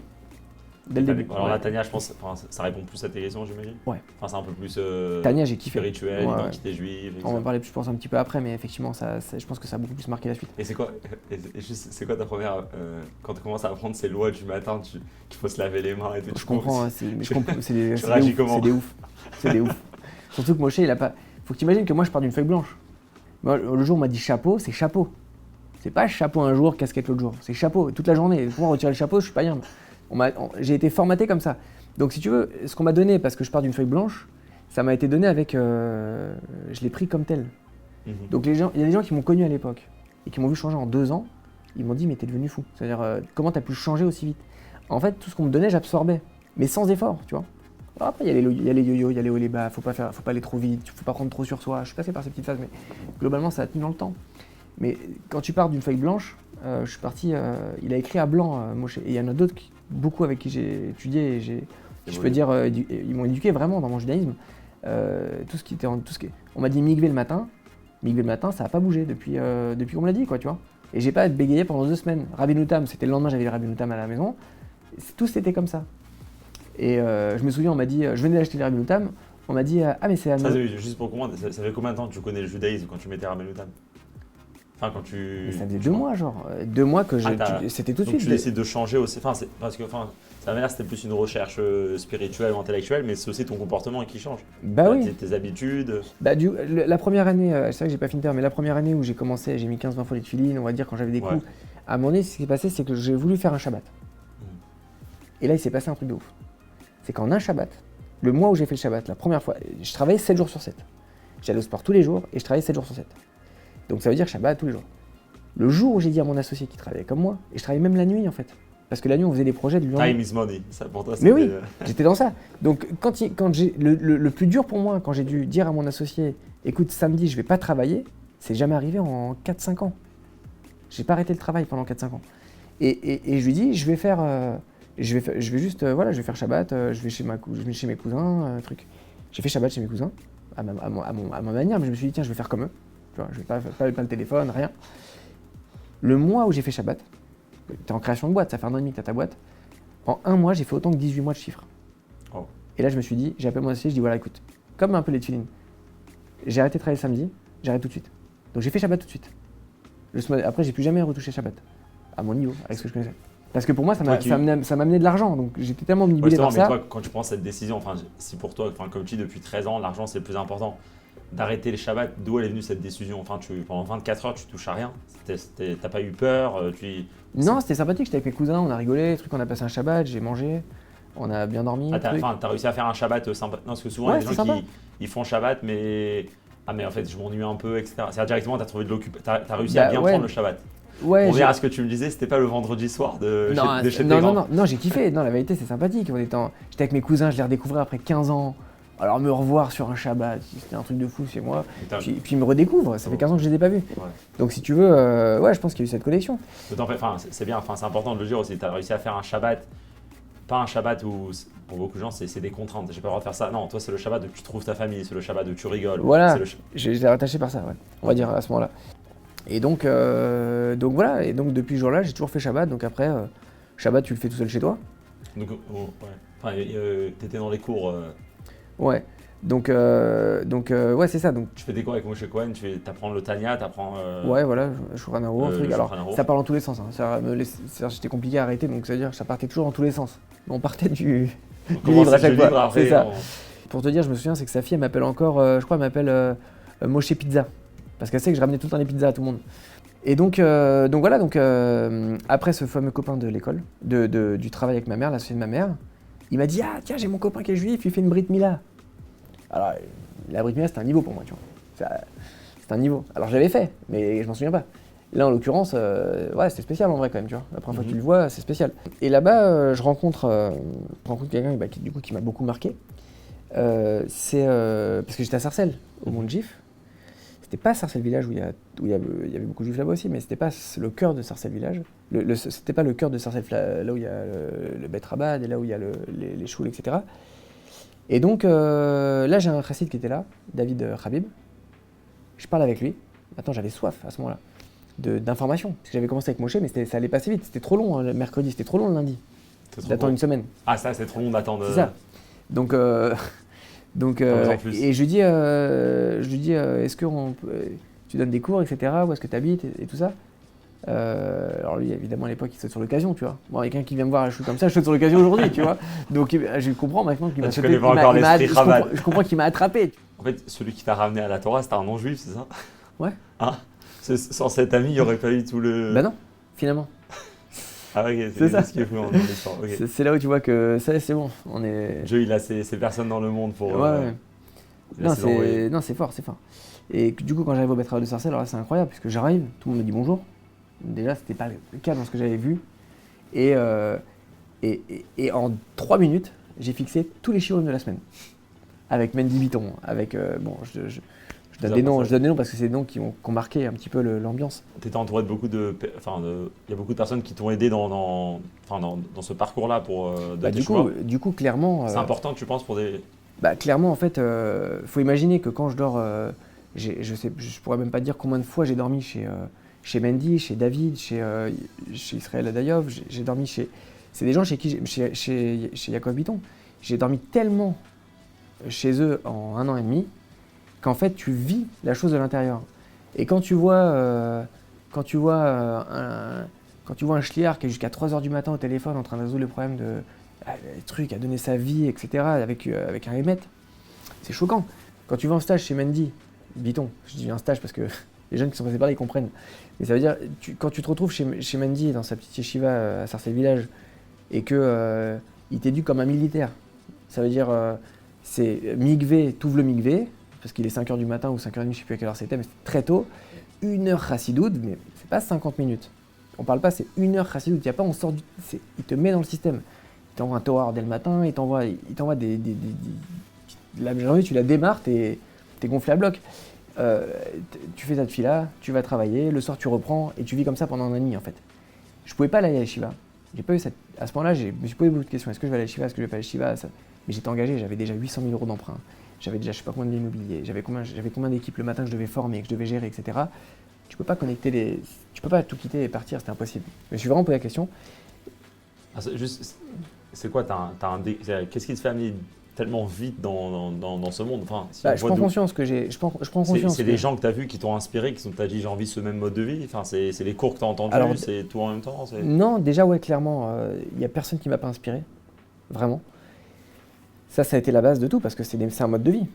Tu sais, l'ambiance que j'ai connue chez les personnes que j'ai citées là, c'est pas ils vivent à moitié les choses. Leur vie, c'est la Torah en fait. Il n'y a pas autre chose. Il n'y a pas autre chose dans leur vie. Tu peux pas commencer à dire qu'est-ce que tu as vu sur TikTok. Il n'y a que ça. Bah, ce modèle-là de Emmett, il m'a inspiré. Et déjà parce que j'étais un peu comme ça, à l'époque, avant de faire Tchouva, j'étais anti-télé, il y avait déjà plein d'enfants. Moi, j'étais déjà dans ce modèle, sauf que j'étais à côté du judaïsme, mais j'étais déjà dans ça dans ma tête. J'aimais pas les bêtises. Les choses que je regardais à la télé, c'était des choses pour apprendre. J'avais besoin d'essorer mon cerveau, sinon je dormais pas la nuit, j'avais besoin de ça. C'est ce qui a toujours contribué à mon équilibre. Et qu'est-ce qui t'attrape alors? Enfin, je sais pas, Alors, très bien, bonne question. Qu'est-ce qui m'attrape? Qu'est-ce qui m'a réveillé? Qu'est-ce qui a fait... Qu'est-ce qui change dans ta vie que tu te dis, regarde, en fait, je connaissais pas ce monde. D'un coup, il m'a fait acheter des tefilines. Un an après, je le retrouve. Ah, ça y est, j'appartiens à là et je me mets à fond. Je me mets à Benouta. Tu sais que là, j'ai tout raconté. C'est dur de raconter tout ça quand tu racontes à quelqu'un. Donc, c'est rare que je raconte tout comme ça d'un bloc. Mais là, maintenant que vous avez tous, t'as le passé, etc., t'as l'histoire, t'as le contexte. En fait, ce qui m'a fait basculer du non-croyant au croyant, parce qu'en fait, j'étais non-croyant, mais je faisais Shabbat. J'étais non-croyant, mais je mettais le film.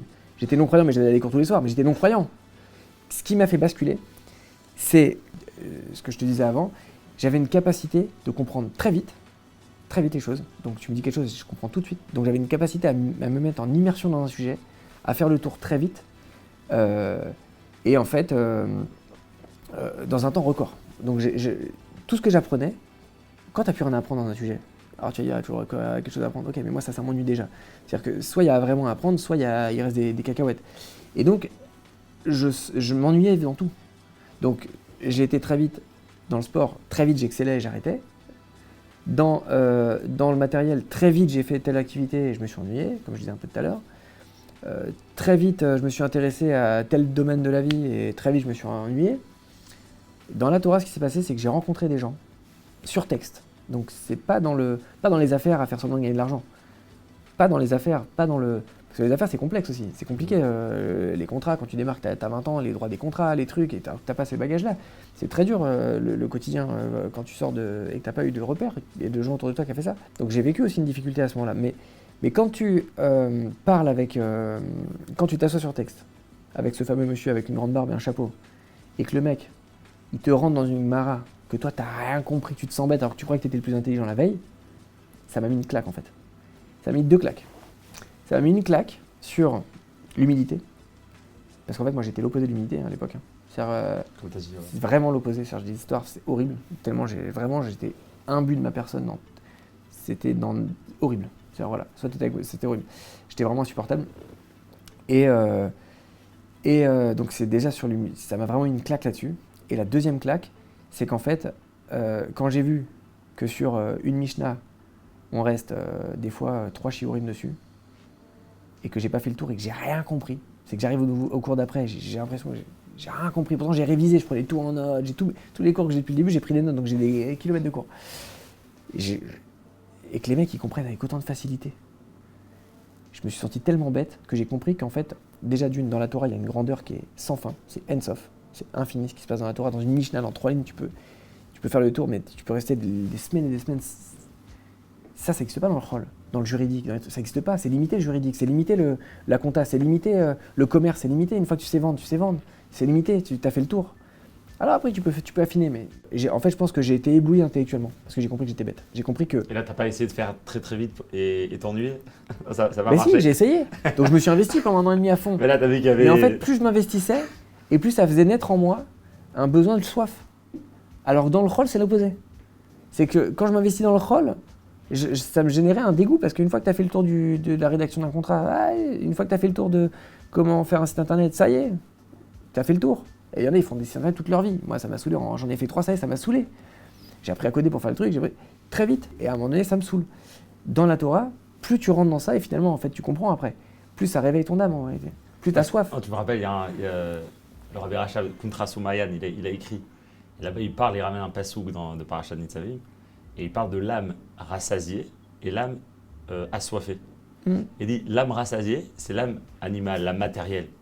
Parce qu'elle peut tout avoir dans ce qu'elle fait. L'âme assoiffée, il dit c'est l'âme spirituelle. Parce que dans le judaïsme, plus tu avances et plus tu dis attends, mais en fait, il y a encore à apprendre. Plus tu avances, tu dis en fait, j'ai pas compris ce que j'ai étudié hier. C'est ça. Il parle de cette soif. Exactement. Tu peux faire une sira, tu peux la faire 10 fois, tu vas avoir un message différent. C'est connu. Quand tu fais un farmingen, chacun il repart avec son dossier. C'est-à-dire que tu aurais pu partir avec 50 000 dossiers différents, en fait. C'est sans fin. La Torah, c'est sans fin. Et en fait, c'est ça qui m'a choqué. Et quand tu es après je refais le fil. Mais quand tu es choqué dans ton intellect, tu es choqué dans ton cœur, tu es choqué dans ton action. C'est-à-dire qu'après derrière, c'est tout qui change chez toi. Quand tu es choqué intellectuellement, c'est tout le lien de Chabad. C'est quand intellectuellement tu fais le travail, ça travaille tes midot, ça travaille automatiquement tes actions, derrière ton comportement. Et finalement, j'ai été ébloui intellectuellement, vraiment. Et c'est ça qui m'a fait tchouva. Et là, je suis passé dans le monde du croyant. Vraiment. C'est par l'intellect que j'ai été ramené en fait. L'intellect de Mishnah, Gemara, Tanya. Ah ouais, la profondeur dans la Torah, ça m'a choqué. Mais comment dans un texte, c'est des mots, et comment ça peut être aussi profond que dans. Aujourd'hui, ça te choque encore? Ouais. C'est-à-dire, encore plus aujourd'hui, parce que aujourd'hui, avec les kilomètres, avec l'âge, avec l'expérience, le recul que tu as, à mon échelle, hein, mais je reste tout autant choqué quand j'étudie avec des gens qui jonglent avec le yiddish, qui jonglent avec l'araméen, qui jonglent avec l'hébreu, qui jonglent avec l'anglais, des fois. Des beaux livres que tu as en anglais. Non, je suis choqué par ce potentiel-là, en fait, voilà, je reste ultra admiratif de tous ces jeunes qui ont cette chance, en fait, de vivre que ça. Des fois, il y a des gens, ils avancent un peu trop vite. Alors, peut-être ça va dépendre de la nature, j'imagine, je vais me dire. Mais souvent, il y a des gens, ils font très très vite et à un certain moment, ils se reposent la question, mais en fait, est-ce que vraiment j'ai envie ça? Ça m'est arrivé, hein. Je suis passé par là, ça m'est arrivé. Hein. À un moment donné, il y a un moment donné, dans cet élan, j'ai tout lâché pendant 3 mois. Voilà, ça, est-ce que c'est la bonne manière? Voilà, parce que c'est un peu le message qui sort de ce que tu dis, mais est-ce que c'est la bonne manière de faire, tu penses, en regardant en arrière aujourd'hui? Franchement, c'est la même réponse qu'au début. À partir du moment où tu as un mashpia, et que tu restes connecté, que tu es suivi, tes décisions, c'est pas les bonnes. Faut pas sur ce principe-là. Ça veut pas dire qu'il faut pas réfléchir quand tu prends une décision dans ta vie, mais ça veut dire que tu peux pas non plus décider seul. Donc, en fait, c'est parce que j'étais entouré. Je peux pas dire que j'avais un mashpia à ce moment-là, mais le groupe de personnes qui m'entouraient, ils m'ont pas lâché. Ils m'appelaient en fait. T'es où? Tu fais quoi? Je comprends pas. Qu'est-ce qui se passe? Allô? Ils t'ont compris? Et ça m'a choqué. Mais comment tu m'appelles? Moi, je t'aurais jamais rappelé. Tu vois? C'est quoi finalement, c'est du, on va dire, c'est du derrière, c'est juste une manière de bien se comporter. Ils m'appellent. C'est-à-dire que je pense même pas à eux, ils m'appellent eux. Je suis vraiment. Tu te dis, mais je suis un vrai chien, quoi. C'est pas possible, tu vois. Comment tu dis ça à l'époque, tu vois. Comment je peux être aussi ingrat avec eux? Ils m'ont tout donné. En plus, ils me font même pas payer. En plus truc, tu vois. Et ils m'appellent tous. C'est pas, il y en a un qui fait les. Il m'appelle toutes les semaines. T'es où? Et si j'avais pas été réattrapé, ouais. Peut-être que j'aurais pas suivi autant à fond. Ah ouais, c'est souvent, mais c'est des phases. Souvent de faire très vite. Okay, ouais. Et la vérité, un point qui va marquer un peu, c'est la barbe. C'est que je me suis retrouvé à un moment donné où je me suis dit, bon, il faut que j'ai la barbe. Maintenant, je ne savais même pas si c'était Lubavitch à ce moment-là. Je ne savais même pas ce que ça voulait dire Lubavitch. Je n'ai jamais posé la question. Donc. Pour moi, il y avait religieux et pas religieux, tu vois. Maintenant, je fais que du Tanya, je fais que du Torah Or, je fais que des trucs. Mais ça veut dire, je voyais pas, c'est pas les questions que je m'étais posées spécialement. Et je me souviens que je laissais pousser la barbe, je coupais. Mais je laissais pousser un peu plus que d'habitude. À chaque fois, j'essayais de dépasser. Et à un moment donné, ça me gênait sur mon image. Ça me gênait. Je pouvais pas me voir comme ça. Et à un moment donné, il y a le Homer. Je me dis, bon, je la tente. J'essaie de faire le Homer. Et je me coupe pas la barbe avant. Donc je me retrouve avec 6 mois de barbe. C'était, tu vois. Et c'était une période où j'ai commencé à lâcher. Mais j'ai pas lâché la barbe. Et parce que ça faisait stylé aussi à l'époque. Ça faisait aussi frais d'avoir une petite barbe et tout. Il y avait le côté un peu frais. Donc je me cache aussi un peu derrière ça. Et ce qui m'a fait décliquer, c'est qu'à un moment donné, j'ai David Khabib. Je lui dis non mais c'est bon, je vais couper ma barbe et je vais la remettre et je vais des trucs. Il m'a dit tu sais c'est très fort de faire ce que tu fais. Alors moi je crois que c'était pas bien. Je vivais mal quand je coupais ma barbe en fait.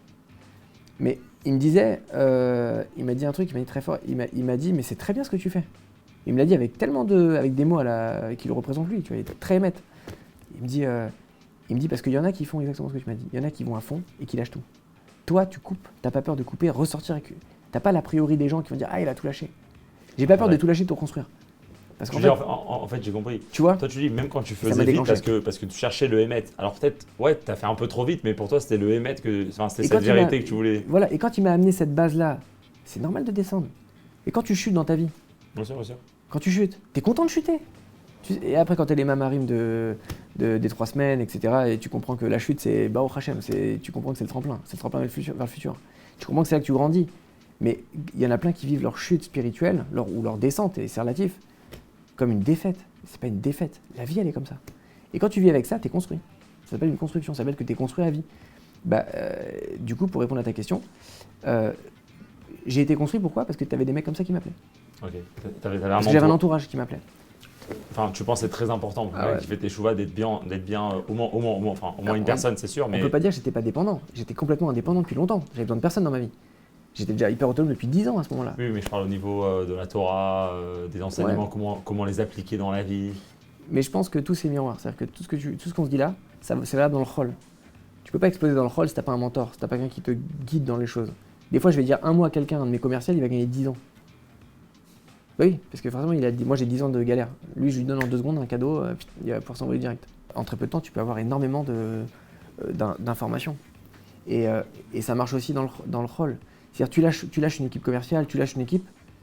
Voilà, il y a un proverbe, hein, il n'y a pas le chat, quand il n'y a pas le chat, les souris dansent. Mais quelque part, c'est une manière de dire, le chat, il n'est pas là pour fliquer, il est là pour accompagner. Quand tu accompagnes les gens, tu es obligé. Si tu les lâches, tu les perds en cours de route. On est dans une génération en fait, qui a besoin tellement d'amour, tellement d'accompagnement, tellement de bienveillance, tellement d'affection, tellement de... qu'en fait, si tu n'amènes pas ça chez les gens, et ça marche aussi bien dans la Torah que dans le rôle, dans mon expérience, hein, ça ne fonctionne pas. Et c'est pour ça qu'on arrive à recruter des talents alors qu'on est une entreprise, on a des génies ici, hein, dans notre entreprise, on a des génies. On les attire pourquoi ? Parce qu'on a ce style-là de management. Et c'est pour dire que ça marche. Mais j'applique quoi ? J'applique ce que j'apprends dans la Torah en vrai. J'apprends ça. Ouais, alors aussi, si on veut parler de ça un peu, parce que j'ai fait un peu mes recherches, j'ai bien compris, toi aussi tu croyais beaucoup aux gens et pas à leur, leur aspect superficiel que les gens peuvent avoir. Je me fais charrier avec ça. Ouais. Alors non, en fait, j'ai entendu que tu as pris beaucoup de personnes que bon, d'autres personnes... Il y en a, ils vont dire des cassos. Voilà. Moi, je supporte pas ça. Alors tout à fait. En fait, d'autres personnes qui vont être jugées par le monde autour d'eux comme ou bien des ratés ou des nuls. Et toi, je sais que tu as pris plusieurs personnes, tu as découvert leur potentiel. Comme tu as Neshama que tu as découvert en toi. Genre. Qu'est-ce qui s'est passé quand j'ai travaillé avec l'associé de ma mère là ? J'étais un cassos, hein. Il le savait que j'étais un cassos. Il m'a attrapé, il m'a structuré. Il a fallu 2 jours. En 2 jours, il ne m'a plus jamais reparlé de formation. Après, j'avais pris mes envols, j'avais recruté pour lui, j'avais fait tout ce qu'il fallait pour lui. J'avais pris mon envol dans l'entreprise. Il a fallu juste m'asseoir, structure, cadre, discussion, et c'est parti. Il m'a assis. Des fois, ça tient à rien. Ça a tenu à 2 jours. Où j'étais dans la voiture avec lui à tourner, il me parlait, il me racontait sa vie dans la voiture. C'est même pas une formation cadrée, mais ça a suffi pour me faire changer toute ma vie. Je pars du principe, et c'est encore une des grandes chances. Nous, notre système éducatif Fromm, depuis Moshe Rabbeinu, il tient la route. Hein. Ça fait pas 2 jours qu'on se pose la question comment on fait pour éduquer un enfant. Hein. T'as d'autres pays, t'as d'autres nations, t'as des questions qui se posent aujourd'hui dans les problématiques qu'ils ont à l'école, etc. Franchement, ça fait de la peine parce qu'en fait, ils ont récupéré un retard énorme dans la compréhension de comment élever, comment éduquer un enfant, que nous, c'est un bagage depuis longtemps. Et tu peux pas mettre un enfant, je vais t'amener à la réponse, tu peux pas mettre un enfant ou un jeune ou un être humain dans des cases avec français, histoire, c'est pas possible. Ça marche pas. Tu peux pas limiter autant l'homme que à l'intérieur de lui, c'est beaucoup plus compliqué que ça et il y a une infinité de facettes à développer. Déjà, créativité, c'est limitant en créativité. C'est-à-dire, tu as tellement de facettes de la créativité, tu as tellement de facettes de l'intelligence, tu as tellement de facettes. Pour ça, je dis, d'un côté, je suis intelligent, je suis surfif, etc. Je dis, je comprends vite, mais je suis tellement débile sur plein d'autres choses. Tu vois ce que je veux dire ? C'est tellement de facettes que finalement, l'homme, il est beaucoup plus compliqué que ça. Quand tu récupères un jeune, pourquoi il est cassos ? Et parce qu'en fait, il a des forces qui dorment. Donc à partir du moment où tu arrives à reprendre ses forces, cette énergie, il est capable d'aller faire des bêtises. Il est capable, j'en ai un comme ça, il est capable de monter à des balcons, faire des cambriolages. Il a une énergie pour ça. Pourquoi il ne mettrait pas cette même énergie dans les affaires, dans le travail, dans le commerce, voilà. Donc à partir du moment où tu as compris que le mec, une fois que tu l'as diagnostiqué, si on peut dire, tu sais qu'il est plus chaud pour parler, pour l'administratif, pour comprendre, pour ci, pour ça. En fait, l'entreprise, nous, dans la croissance, on a eu beaucoup de besoins. En fait, j'ai réussi à chaque fois à les ramener dans l'entreprise. Et c'est vrai qu'il y en a beaucoup qui vont me charrier. Ouais, Moshe, il a pris que des cassos. Ouais, mais mes cassos, regarde où ils sont aujourd'hui. Voilà. Tu vois ce que je veux dire ? Donc, de quoi tu parles cassos ? Et je me fais charrier tout le temps. Et il y en a qui en jouent le jeu, tu vois. Et c'est pas que je mise. Je fais pas un pari sur quelqu'un. Le quelqu'un, c'est sûr qu'il va réussir sa vie. Après, je pense que... Tu crois en chacun ? Je pense que chacun peut réussir si on le cadre bien. Réussir réussir à sa manière. C'est ça. Déjà, réussir, c'est pas dans l'argent. Ouais, réussir d'être qui il est, d'être qui il peut être. D'exprimer, bien sûr. Et ce qui est sûr, c'est qu'il réussira. Sa vie va la réussir. C'est-à-dire qu'il n'y a personne qui va pas la réussir. Maintenant, à combien tu vas permettre à cette personne-là de passer du point A au point B ? Je pense qu'il y a deux choses. C'est notre responsabilité à nous, parce que maintenant, quelque part, je suis un exemple pour ces jeunes-là. On a cette responsabilité quand on fréquente des gens qui ont cette soif d'apprendre ou de comprendre ou d'évoluer. Et si le bon Dieu t'est envoyé, c'est que tu as une responsabilité. Donc tu te sens responsable, tu es obligé d'agir, tu ne peux pas rester inactif. Ça dans le côté spirituel. Mais matériellement, c'est exactement pareil. Le rôle de l'entreprise en 2023, il est là. Il y a tellement peu de personnes sur le marché du travail. Les seules personnes que tu récupères, c'est des jeunes ou c'est des personnes qui sont un peu accidentées, qui ont des parcours de vie compliqués, qui sont pas chauds, qui ont changé 10 fois de travail, qui savent pas, qui sont pas trouvés, je me trouve pas, les trucs. Mais en fait, c'est juste des gens qui ont besoin d'être canalisés, que tu as besoin de les amener d'un point A à un point B, de les faire s'exprimer. Et ensuite, une fois que tu les as formés, que tu les as formatés à un système rôle, après derrière, il va s'exprimer au travers du système rôle. Donc c'est sa personnalité qui va s'exprimer au travers du travail que tu vas lui donner. Et finalement, ça va le mettre dans un chemin qui est droit. Et finalement, c'est un moyen, je trouve que c'est un moyen, c'est connu de toute façon dans l'histoire, hein, que le travail, c'est un moyen aussi de structurer quelqu'un. Parce qu'il ne faut pas croire que, au début, j'ai fait des heures, on parlait trop aux oiseaux. J'étais trop dans l'accompagnement, je passais des journées à accompagner des jeunes, mais en fait, ils ne travaillent pas à la fin. Donc tu le payes, ils ne travaillent pas. Donc c'est pas non plus équilibré. Aujourd'hui, je suis intransigeant avec les gens du groupe. Intransigeant, c'est-à-dire que, et c'est pas ma nature, hein, parce que j'ai eu trop de problèmes avec ça. Je suis intransigeant, donc j'en froisse. Je froisse des jeunes qui partent, qui sont pas contents, etc. N'empêche qu'il y a un truc que je suis sûr, c'est qu'ils sont passés par là. Je leur ai amené tout ce que je pouvais. Je leur ai tout donné. Ils me l'ont rendu. Parfois ou pas, j'attends rien, mais souvent il y a un rendu, tu vois. Mais ce que je vois, c'est qu'ils ont passé un cap. Ils ont fait un bond. Et en fait, si tu veux, c'est là-dessus que je travaille. Au travers de moi, en direct. Mais aujourd'hui, dans le groupe, je suis de moins en moins en contact avec mes équipes. J'ai des responsables et j'ai des équipes en dessous. Donc des fois, je recrute des petits jeunes comme ça, que je connais pas en fait. Il y en a que je leur ai pas parlé pendant 1 an, je les connais pas, je connais même pas leur prénom, tu vois. Ça m'arrive dans des... Et pourtant, il y a un mystère, il y a quelque chose à faire, tu vois. C'est des jeunes que je sais pas ce qu'ils font, je sais pas s'ils font Shabbat, je sais pas. Évidemment, quand on met le fil, on fait ce qu'il faut, mais... Alors, ouais, tu vois ce que je veux dire ça, c'est un autre point. Si on peut aller vers la fin alors, bon, du coup, tu te maries, et aujourd'hui, où tu en es dans tout ça? Bah écoute, aujourd'hui... Alors, en fait, je vais plus développer. C'est-à-dire souvent, en fait, il y a la phase j'ai fait teshuva, tu vois. Genre, ça y est, j'ai fait teshuva, et souvent la personne, elle pense, bon, ça y est, maintenant, toute ma vie, elle va se passer de cette manière, je vais être parfait, je vais tout le temps tout respecter, je vais être à fond dans tous les inanimes. Et bon, peut-être après, à un certain moment dans la vie, on comprend que le travail que je fais, en fait, il y a tout le temps besoin d'un travail dans le judaïsme. C'est pas juste un travail à ce moment-là, il va peut-être prendre une forme différente à certaines phases de la vie, mais il y a encore besoin d'un travail aujourd'hui. Et souvent, tu sais, il y a, bon, ça y est, maintenant, je suis à l'intérieur. Est-ce que vraiment je suis à fond dedans et dans quoi aujourd'hui je dois m'améliorer, qui n'est pas forcément la même chose que ce que je devais m'améliorer il y a 10 ans quand j'ai commencé à faire teshuva. On va prendre Archlatot. Hein? Ok. Alors en fait c'est simple. Dis-toi, quand je me suis marié, un des sujets les plus importants pour moi qui me tenait à cœur dans le Shidour, c'était la Shirut. C'était mon sujet. Parce qu'en fait, quand je me suis marié, on m'a dit il faut faire Shirut. Donc pour moi, il faut faire quoi? Dans ma tête, shlichut, c'est-à-dire qu'il faut ouvrir un Bet Rabban. Ça veut dire quoi, shlichut? Tu vois. Mais le sujet de la shlichut, mon rêve, il m'a dit non, c'est pas forcément ça. Ça peut être d'autres choses. Tu peux écrire des livres, tu peux faire ci, tu peux faire ça. Il me donne plein d'idées, tu vois. Ça peut être n'importe quoi, la shlichut. Quand je suis arrivé, donc je me suis marié, je suis arrivé à Courbevoie. À Courbevoie, voilà, j'arrive dans une choule qui est extraordinaire. Vraiment, des shluchim incroyables. Une équipe, enfin vraiment... tout ce que j'aime dans une communauté, des gens simples, qui se prennent pas la tête.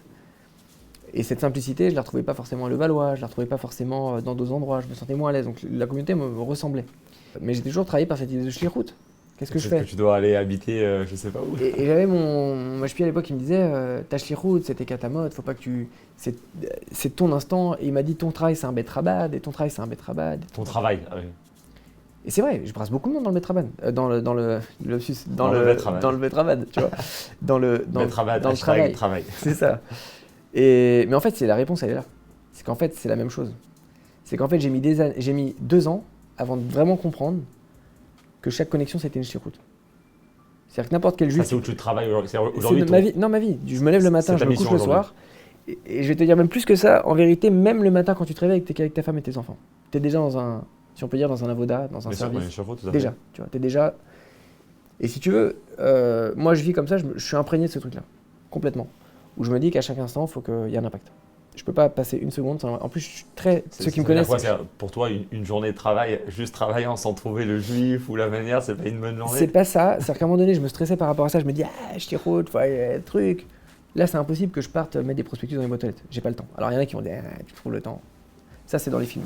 Moi, en tout cas, me concernant, c'est impossible. Quand j'ai 400 WhatsApp le matin à traiter, faut pas me dire que j'ai le temps d'aller chercher les trucs. J'ai un quotidien que je ne cherche pas, hein, qui vient à moi. Je vois bien que c'est les pas qui me sont tracés. Tu vois. Je vois bien que c'est la direction à laquelle je dois aller. Je mets pas de frein, j'accélère pas non plus. Je suis pas, je cours plus après l'argent. Je suis pas, je suis plus dans ces folies-là. Tu vois. Je suis plus dans ces excès. Mais ce qui est sûr, c'est qu'à chaque instant, le temps, il est précieux. C'est-à-dire que chaque instant, il doit être productif. Et que concrètement, comment tu vis les choses, c'est que il n'y a pas de travail. On est en shlichut. C'est-à-dire, c'est mon esprit. C'est-à-dire, je suis dans cet esprit-là, je me dis, ça peut être des fois, une shlichut, ça peut durer une connexion que tu as avec quelqu'un pendant 2 ans que tu fréquentes. C'est pas parce que tu as mis les films, ça y est, mis les films, tu as fait ta shlichut, non. C'est l'impact que tu vas avoir avec lui. C'est-à-dire que chaque instant, il est important. À part ça, il y a les clients, tu rencontres des clients tout le temps. À part ça, il y a des partenaires, tu rencontres des partenaires tout le temps. Bah, on se rencontre. C'est-à-dire, il y a peut-être un impact. C'est-à-dire que chaque chose, elle est... D'être là, pour moi, c'est une galère. Hein. C'est dur. Là, je sais que quand je vais enlever le mode avion, ça va être violent ce qui va se passer. Ça va être les associés, ça peut être ils peuvent, je sais même pas ce que voilà, j'ai déconnecté pendant 2 heures, c'est un truc de fou. C'est hyper, ça veut dire c'est pas simple. Mais dans le quotidien, finalement, si c'est arrivé, c'est que c'est arrivé. Il y a aussi un passé donc qui se raconte et qui va peut-être avoir un impact. Ça peut être ça peut être des gens que je recrute, ça peut être déjà un entretien. En entretien, mettre les films avec quelqu'un, ça peut être dans une banque. Là, j'ai rendez-vous avec un mec dans une grande boîte et tout. Je sais que j'y vais que pour mettre les films, je m'en tape du rendez-vous. Lui, il vient que pour le rendez-vous, ça va être le centre de sa vie. Moi, je sais que le canal, ça va être ça. Ou si ça va pas être ça, je vais au moins inspirer je vais au moins transmettre au moins que c'est sérieux de travailler avec un chassid. Tu vois ce que je veux dire? Je vais au moins dégager quelque chose. Je vais chercher toujours à avoir cet impact. Et surtout que j'ai dû beaucoup me travailler sur mes mots parce que avant je parlais très mal avec ma bouche. Beaucoup de gros mots, beaucoup de trucs. C'était un travail, j'ai mis des années. J'ai trouvé 2-3 mecs qui est comme ça, qui sont lui toujours dit qu'il y avait des problèmes de langage aussi avant. c'est dur. Et ça a été quelque chose dans les Feshuvah qui était très difficile. Quand je me disputais avec un collaborateur et tout, je partais dans des tours que j'ai eu du mal à me contrôler à un moment donné. En fait, jusqu'à aujourd'hui, en fait, tu te travailles sur... en fait, les Teshuvah, c'est toute la vie, en fait. C'est ça. C'est-à-dire, même si tu es né dans le milieu... même si tu es dans le milieu religieux, peut-être, tu as tout le temps des choses à arranger. Je me souviens, j'ai fait le mamar que j'ai fait pendant le Vor, c'est un tout petit mamar. J'ai pris le plus petit de la collection que j'avais, j'ai pris le plus petit.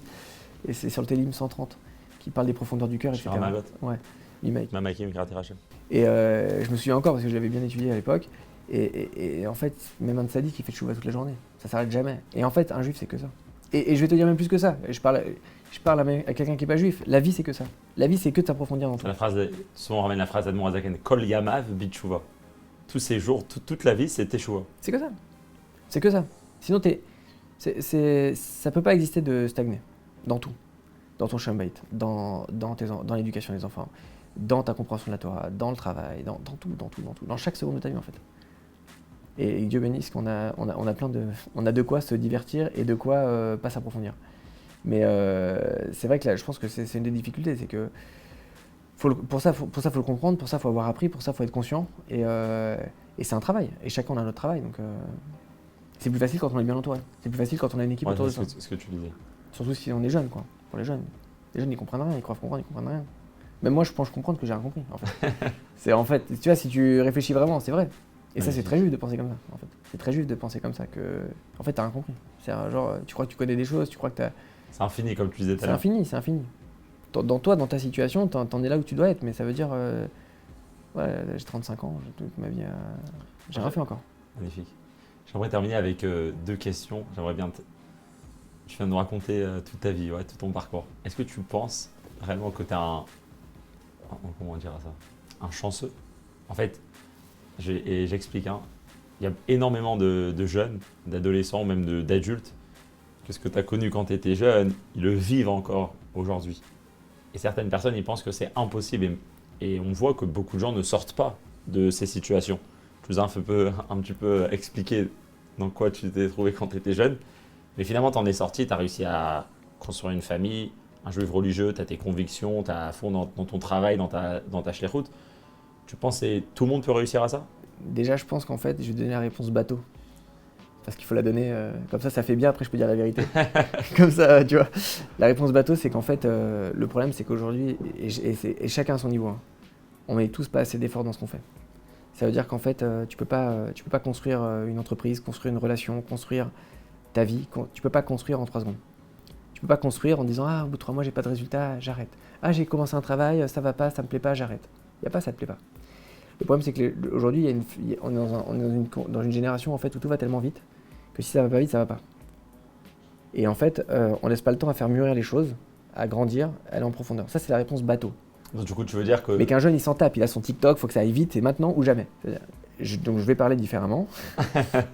C'est que, est-ce que j'ai été, avant de répondre, est-ce que j'ai été chanceux? Alors déjà, je pense pas. Je pense que j'ai eu un peu d'aide au niveau de la tchouva parce que j'ai pris sur moi beaucoup de choses en peu de temps et je n'ai pas vécu la difficulté de la prise de poids sur moi-même. Ça, j'ai eu un coup de pouce, mais après, je pense que chacun, il est aidé dans les domaines sur lesquels il est aidé. Le bon Dieu, il gère chacun. Mais par contre, quand tu pars du principe et que tu vis avec que ça, tu vois, quand tu vis avec que ce mot-là et que tu te dis et que tu as ça en tête à chaque fois qu'il y a un problème, tu comprends qu'il n'y a pas de problème. Quand tu comprends que ta neshama, elle est connectée au bon Dieu, et pourtant on parle c'est le début du Tanya, ça. C'est ce que tu donnes dans le biberon à des enfants qui sont à l'école. Tu vois ce que je veux dire? Tu donnes ça à des enfants, ils l'apprennent par cœur. Mon fils, il a 4 ans, il connaît par cœur. Donc tu apprends ça tout jeune. Quand tu comprends que ta neshama est connectée au bon Dieu, tu comprends que dans l'expression de ton gouffre, ta pensée, ta parole, de tes actions, de tes vêtements, les vêtements de ton âme, c'est ça, pensée, parole, action, c'est les connexions de ton âme avec le monde. Dans l'expression de ton comportement, dans l'expression de ta pensée, quand tu es connecté au bon Dieu, il y a quoi qui est limité ou limitant? Bah rien, puisque tu es connecté au Ensof. C'est-à-dire qu'en fait, un juif, il a la possibilité, s'il se donne le pouvoir s'il se donne la possibilité de le faire et de s'exprimer, il a la possibilité de faire exprimer sa neshama d'une manière infinie dans le monde, en fait. Donc, quand le mec, il a un petit problème de « Ah, mon travail, ah, mon shalom bayit », alors bien sûr, je le vis avec difficulté, chacun dans sa vie, on a tous nos problèmes. Mais, et quand tu es dedans, tu as la tête dans le guidon, tu vois pas la sortie. Mais quand tu vis avec ça, tu te dis « Mais attends, je comprends pas, mais le monde, il est à moi, en fait. » Un juif, le monde, il est à lui. Ta neshama, elle te donne la possibilité d'arriver à tout ce que tu veux. Il n'y a rien qui peut t'arrêter, en fait. Il n'y a rien qui peut arrêter l'expression de ta neshama. Après, comment tu vas pour t'exprimer dans le monde, c'est la base, Torah Mitzvot. C'est la base, c'est ta compréhension, c'est ton étude, c'est les efforts que tu vas mettre dans l'étude parce que ça va t'amener énormément de… Ça va t'enlever le voile entre ce que tu dois exprimer et ce que tu peux exprimer. Donc ton étude, ta connexion avec le bon Dieu, elle va t'amener cette liberté-là. Après, derrière, se laisser la possibilité de croire un peu en soi et de se dire qu'en fait, il n'y a pas de limite. Donc, si l'autre c'est un artiste, si l'autre il est dans les caméras, si l'autre il est dans l'interview, il y a des limites à quoi? Qu'est-ce qui t'empêcherait d'interviewer un président? Rien. C'est que toi qui te mets la limite. Et après, quand tu crées le Kelly et que tu appelles 10 présidents et que tu appelles tous les présidents de la Terre et que tu vois que tu as 0 rendez-vous, c'est pas grave, tu auras peut-être un ministre. Et finalement, une fois que tu as fait le Kelly, après, le bon Dieu va t'envoyer dans ton chemin. Mais il faut se limiter dans rien. Dans rien. Donc toi, en fait, donc c'est pour te dire, il n'y a pas de chance. Chanceux, c'est un gros mot, c'est bon, c'est Hachem et qui fait tout, c'est une etc. introspection. En fait, je pense que c'est une introspection. C'est une introspection. Et il n'y a que Chassidut, pour moi. C'est pour ça que tu me posais la question, qu'est-ce que tu étudies? J'étudie le Chassidut parce que j'ai besoin de ça. Sans ça, c'est dur de tenir. Avec la vitesse de la vie, etc. Et que j'ai pas le bagage, moi, de l'étude avant. Si je m'attache pas à Chassidut, je peux pas commencer à décrypter une Gemara, j'ai pas le temps. On a toujours le temps, mais j'ai pas le temps. Achlata, on va en discuter, on verra. Après. Voilà, il faut un bon Fabringen. Voilà, mais ça veut dire, on peut toujours s'approfondir. Même ça, c'est une limite que je me mets en fait, en vrai. Et c'est dans tout comme ça. Mais voilà, non, il n'y a pas de chance. C'est une introspection, c'est comprendre le monde, comprendre sa neshama, comprendre comment fonctionne et comment l'extérioriser. Et c'est comme ça que tu arrives sur une complétude. Et quand tu es complet, t'es shalom, tu portes ton prénom. T'es bien, t'es complet avec toi-même. Et finalement, t'es heureux en fait. Que tu sois riche ou pas. Et donc ça amène la réponse, c'est comme ça que t'es riche. T'es riche c'est qui le riche, celui qui est content de ce qu'il a. Mais tu peux pas te le répéter toute la journée. Ça arrive parce que c'est un neshama qui s'exprime et qui trouve un équilibre avec ton corps. Faut une harmonie entre l'homme et la neshama qui est complètement toute la journée en conflit, quoi. Ok, très bien. Et dernière chose, si tu pouvais me dire, on me pose ça souvent. Est-ce que si je t'aurais demandé une histoire dans toute ta vie qui t'a vraiment touché, une histoire ou une histoire ou un événement ou une expérience que jusqu'à aujourd'hui c'est quelque chose que souvent quand tu es, je sais pas moi, dans des moments difficiles ou dans des difficultés où tu as besoin de prendre des choix, une personne ou une histoire qui t'a vraiment inspiré pour avancer et te battre. Alors, je vais en donner une. On a dit qu'on n'avait pas de nom, mais j'ai donné tous les noms de la Terre. Alors en fait, faut imaginer que c'est marrant parce que je pensais que tu allais me poser une autre question. On n'a pas trop parlé de mon quotidien matériel en fait. On n'a pas. On n'est pas encore arrivé à ça. Ouais, c'est ça. Il y a plein de trucs que je peux dire. Quand j'ai commencé à monter mon entreprise, on est passé. Aujourd'hui, on a beaucoup de monde. J'ai des entreprises au Maroc, dans plein de domaines, je peux expliquer longuement, mais dans l'immobilier, dans la création de contenu, dans la formation, dans la location de voitures, il y a plein de domaines. Et il y en a d'autres qui arrivent. On est en train de racheter, j'ai racheté peut-être 3-4 boîtes cette année et j'ai des rendez-vous régulièrement là, pour acheter d'autres entreprises. On fait que ça et on est parti sur un rythme. On va faire beaucoup de choses là, comme ça, dans ces. Quand tu as commencé à. Quand j'étais encore un peu dans l'égocentrisme, dans l'orgueil, je suis le centre du monde et j'ai jamais rien pas réussi. Avant que tu te maries. Et je me suis mangé une grosse tlécha, comme on dit. Et j'ai pris une claque. J'ai vécu ma première difficulté. Vraie difficulté. Ça veut dire, je me suis retrouvé pendant... Il y a un jeune qui venait tous les Shabbats à la maison d'ailleurs, qui a fait de chouva, etc., au Bet Rabbah, à Courbevoie, etc. C'est simple, j'avais plus de quoi manger. Alors, j'avais une entreprise. Sur le papier, j'étais une des plus grosses agences immobilières de France. Et la plus grosse agence dans un réseau. Mais c'est pas pour ça que tu n'as pas des charges et que tu n'as pas des sorties qui sont plus importantes que les rentrées. Parce qu'on était en croissance et voilà.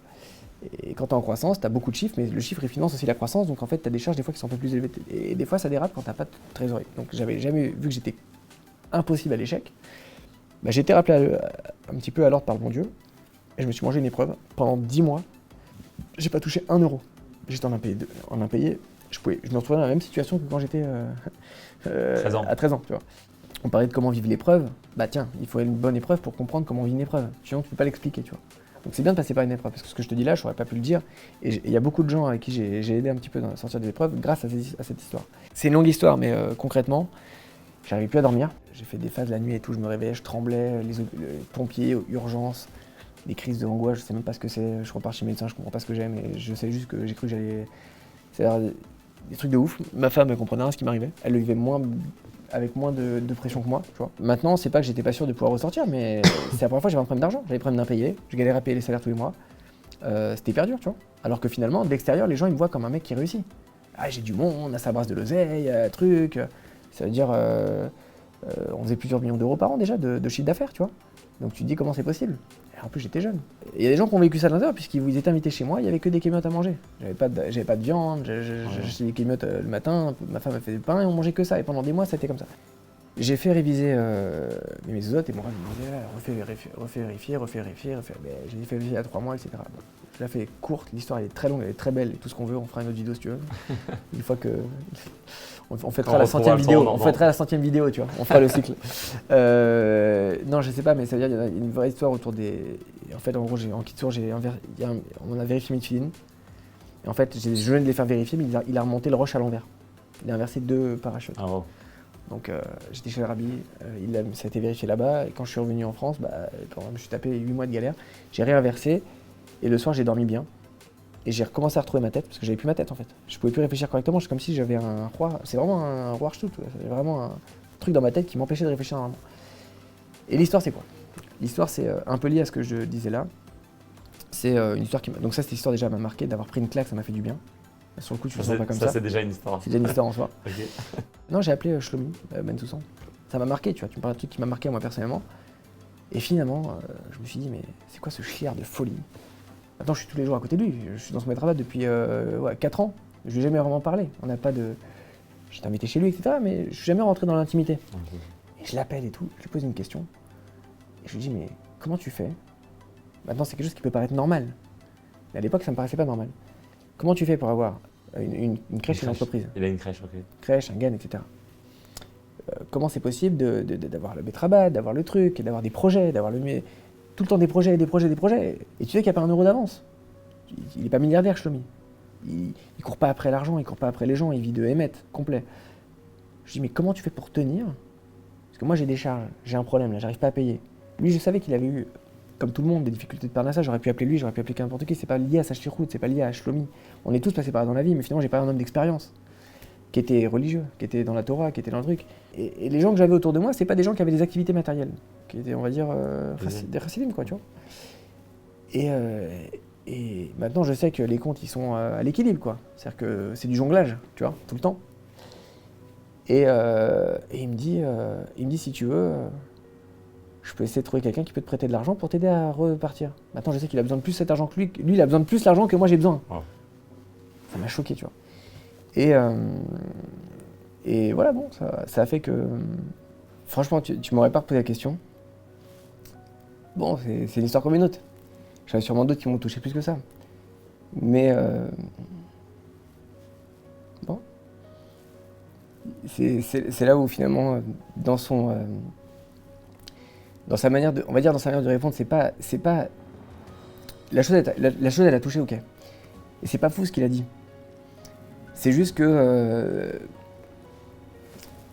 la vie elle est faite d'épreuves. Tu me posais la question.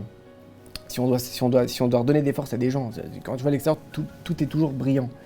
Mais à l'intérieur, on a tous des problèmes, on a tous des difficultés. Et finalement, le fait d'être passé par tout ça, c'est ce qui permet c'est quitter aujourd'hui. C'est-à-dire que dans une épreuve, on peut tout perdre. Chas v'shalom, il y en a, ils perdent des proches, des enfants. Parnassa, des problèmes de Parnassa, toute leur vie, il y en a, ils ont des problèmes de Parnassa. Shalom Bayit. Des épreuves, il n'y a pas la fin. Mais finalement, dans tous les domaines, c'est comme ça. C'est une force qu'on a si on peut dire, dans la Torah et c'est là-dessus, je pense qu'il faut travailler. C'est qu'il ne faut pas avoir peur de se confronter à cette épreuve-là. Il ne faut pas avoir peur de passer un coup de fil à quelqu'un. Il ne faut pas avoir peur et la vie, elle est faite comme ça. Et c'est pas pour ça qu'il faut baisser les bras. Si j'avais fermé mon entreprise à ce moment-là parce que j'avais baissé les bras, j'aurais peut-être encore des crédits à payer. Aujourd'hui, l'entreprise, elle a grandi, c'était un rebond, mes filles, elles sont mises à l'endroit, c'est reparti, la vie est continue. Donc voilà, c'est l'histoire qui m'a marqué et qui m'a aidé finalement. Pour te dire, le Hémet, il m'a pas donné un conseil d'homme d'affaires. Il m'a pas donné un conseil de comment tu... Je lui ai posé la question, je lui ai dit comment tu fais pour vivre, pour gagner de l'argent. Comment tu fais pour vivre ton quotidien quand il n'y a plus d'argent, comment tu fais? T'es toute la journée comme ça. T'es toute la journée, je sais que les comptes, ils sont toujours en... J'ai pas le détail, mais on sait que c'est pas simple. Tu vois les entrées, tu imagines les sorties, on voit qu'il y a des difficultés au quotidien, et c'est chez tout le monde, encore plus dans un Bet Rabat, que c'est... Voilà, on sait qu'il y a du déficit. Maintenant, il m'a pas donné une réponse d'homme d'affaires. Il m'a dit, si tu veux, je t'aide. Tu vois ce que je veux dire? Et finalement, dans ce message, mais pour te ramener encore une fois le sujet du début, là, c'est que... Mais tu te rends compte la puissance qu'il y a dans un message comme ça? Quand un jeune, il sort de la yeshiva, il est dans cet esprit-là déjà. Il est prêt à tout donner déjà. Tu imagines l'impact que ça peut avoir? Bon. Khalak Moshe, moi en tout cas ça m'a beaucoup inspiré. Voilà. Bon. J'espère que ça m'a inspiré aussi, je suis sûr, ça m'a inspiré d'autres personnes. Et Chazak alors dans ta shlichut, tu réussis à grandir, à grandir énormément. De toute façon, on se fait que ça. On travaille que pour ça. On fait que ça. On sait que pour ça.